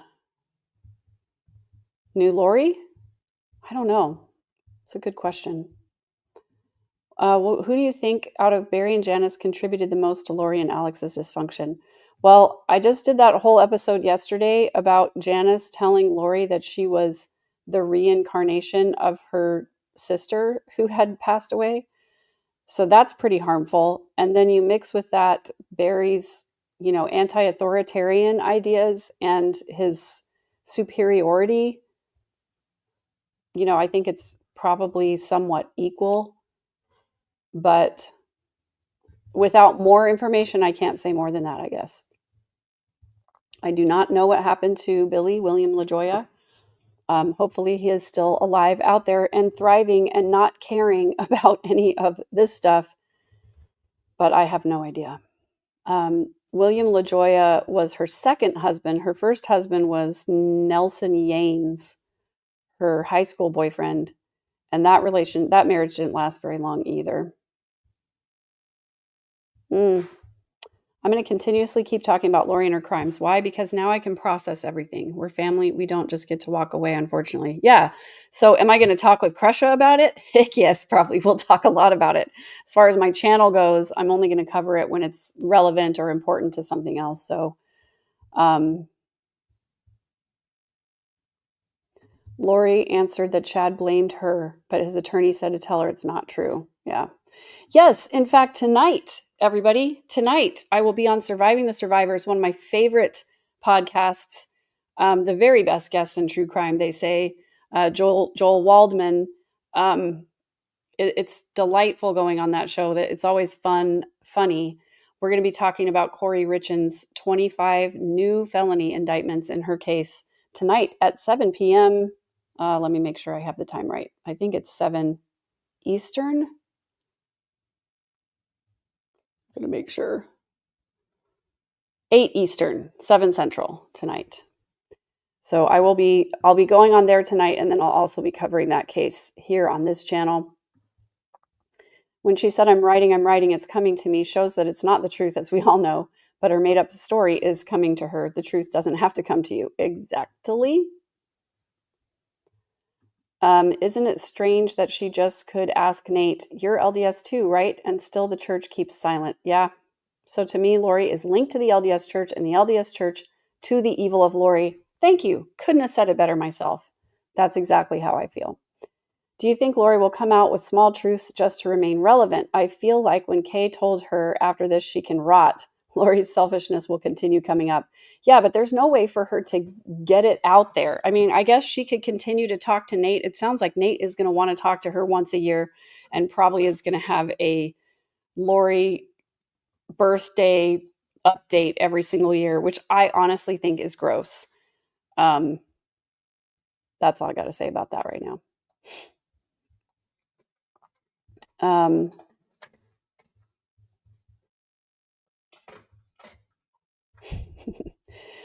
This is a rabbit hole, more of a Lessie. Thank you for asking. Kresha has done an incredible amount of research on the Hamblin case. It's an SA case, a child SA case. This POS has walked through free, I think 3 separate times he's been arrested, and then there's always something shady that goes down. The sheriff's office doesn't get a report in time, or they don't file something in time, or something happens and he ends up walking. And it is a wild and disgusting and a horrible case. And I hope eventually at some point that his victims see justice. But you can go to Kresha's channel. She and Joe Schmo every Tuesday have been doing information about that particular case. I highly recommend you guys go there. It's not something I can dig into right now. I just don't have the emotional bandwidth for it at the moment.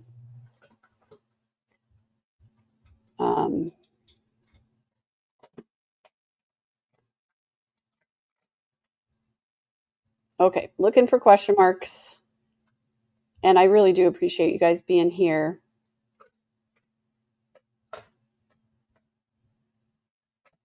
And helping me go through this, because I did want to analyze it. I'm just an analytical person, and it does help me process everything. So, oh, okay. Somebody said eggs is slang for Valium. Interesting. Don't know if that's true. Yeah, ooh, man. I'm going to have to think about this one, Kresha. I do think Melanie was involved. I do think she has culpability. And here, let me say this. Let me just say this.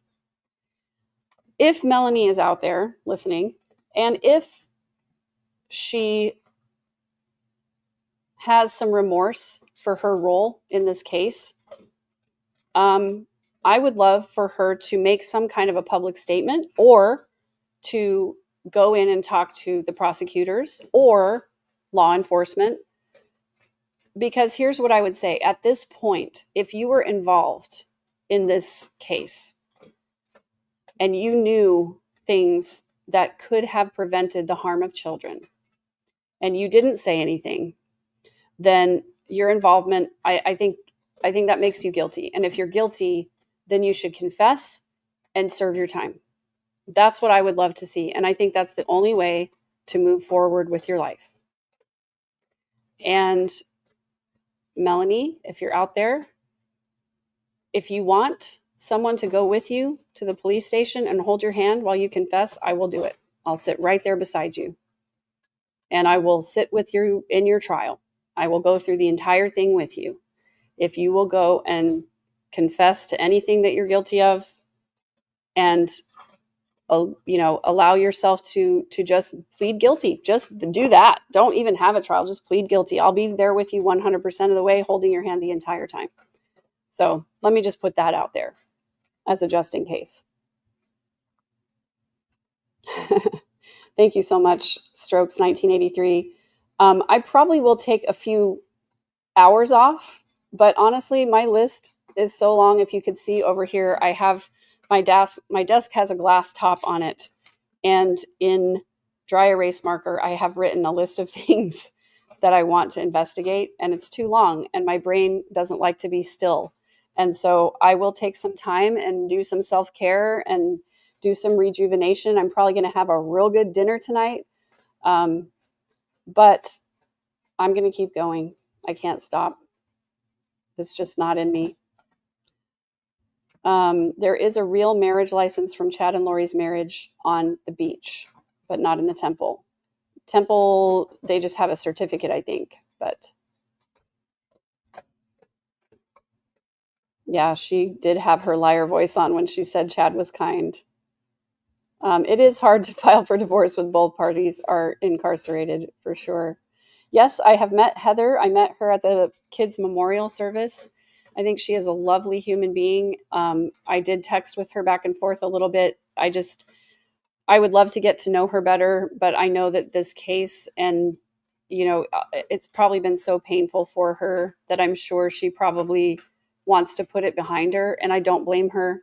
And I think probably too much contact with me or other family members might be triggering, so I don't want to interfere with that.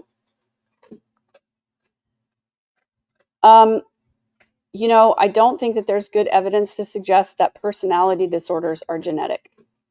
I think they're made.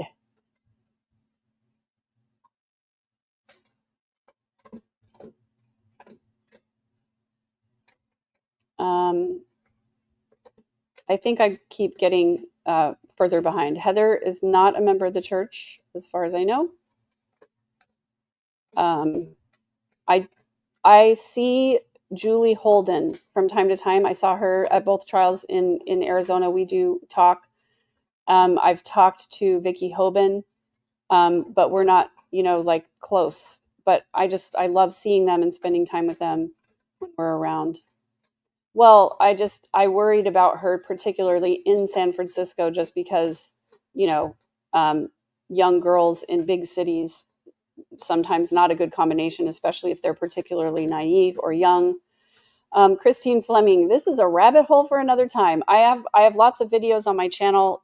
Go investigate my playlists. There's one where I talk about deconstructing Mormonism, and all my videos about why I left the church and the timeline of that are there for you. So I appreciate you asking. Where's the interview with her prison wife? Who's that? Are you talking about Jodi Arias? I don't think they're in the same prison right now because she's in the Estrella jail. Jodi Arias is in prison. Oh, thanks for this, Crusha. Colby did reunite with his bio dad right after the kids were found, even took a photo with his half-brother, but they did fall away again, to the best of my knowledge. Thank you for that update. I appreciate it. It looks like Lori is blaming Alex for burying her children. Why didn't Lori put the blame on Alex in her first trial or blame Alex in both Charles and Brandon's trial? She keeps implicating Alex. Well, I think that she has some, complicated feelings towards Alex, let's say. So many times when she was asked about Alex, she would talk in a softer, kinder voice about him. But if I were a defense attorney, I would absolutely 100% have gone after Alex. And she was dumb not to do that. So that's all.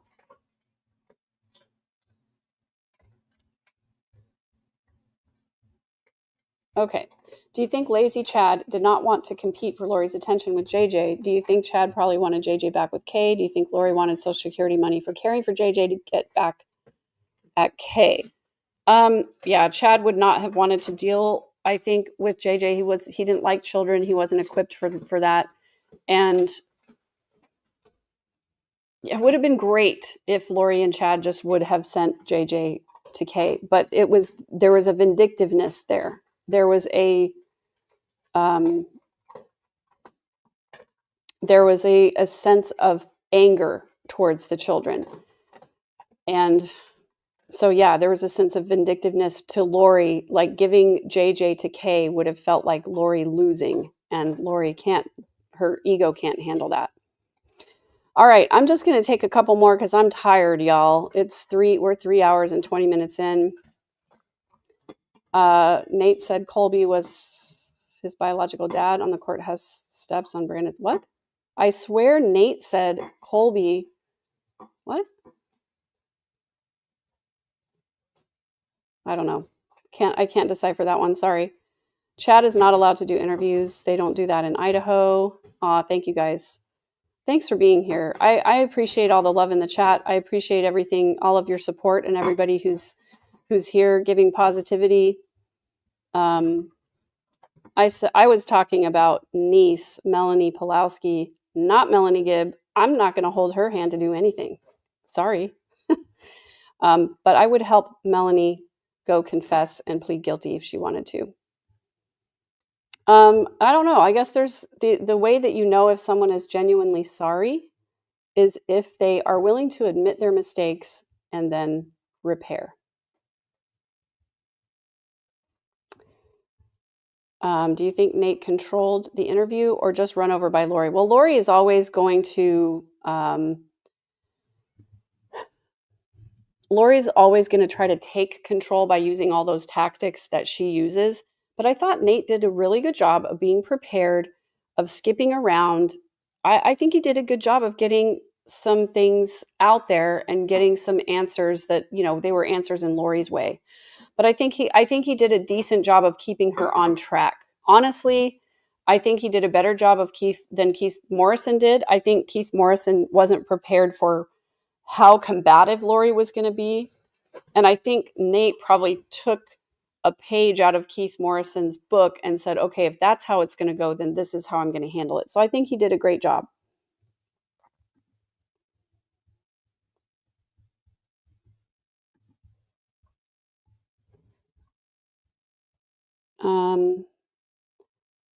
Don't believe they were sealed or they would have Lori's name on there, but it doesn't have her listed.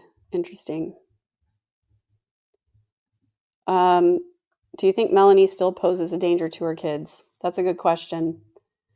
There's physical danger and then there's psychological danger.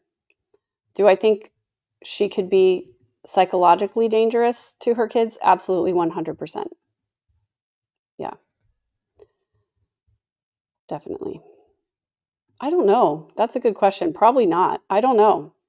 I think a case could be made that it would be a violation of their religious rights to not allow them to wear their garments in prison, but also, they do have rules in prison for a reason. So I don't know. That's a decent question, but I don't know.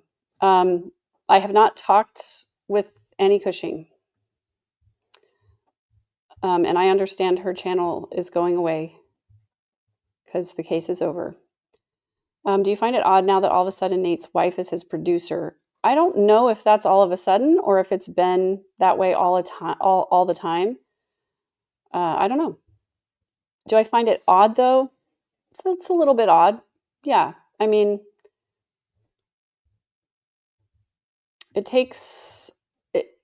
I will say, after having worked with my partner for the first couple of years that we were dating, it can make things difficult.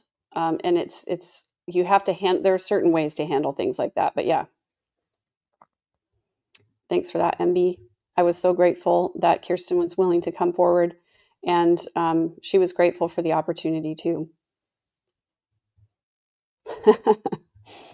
Yeah, we'll have to see who's a better writer, Lori or Chad. What do you guys think? I should put a poll up, but I don't care enough to do that.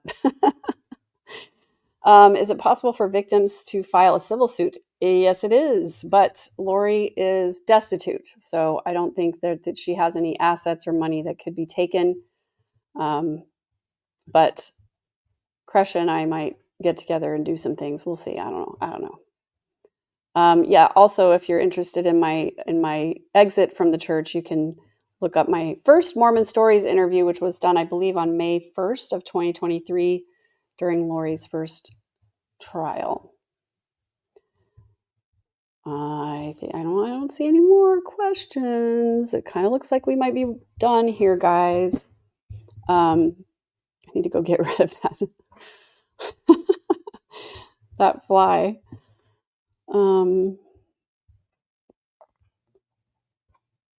Yeah, so narcissism doesn't have a genetic nature, but if you have a narcissistic parent, it can be created or inherited, which is nurture. Guys, thank you so much for being here. I appreciate you so much. I hope you have a beautiful, Lori-free rest of your day. And for those of you who are interested in Corey Richins, I'll see you over on Surviving the Survivor tonight. And what's coming up next on my channel? Well, a lot. You'll just have to stay updated. If you are interested in or able to support the channel financially, I do have a Patreon. My Venmo is the same as my social media at @3_verse. And you can go to my website to sign up for a free consultation call if you're interested in one-on-one coaching with me, or if you're interested in my e-course on how to spot manipulation and control. I love you guys. Please be kind to yourselves and take good care. See you soon.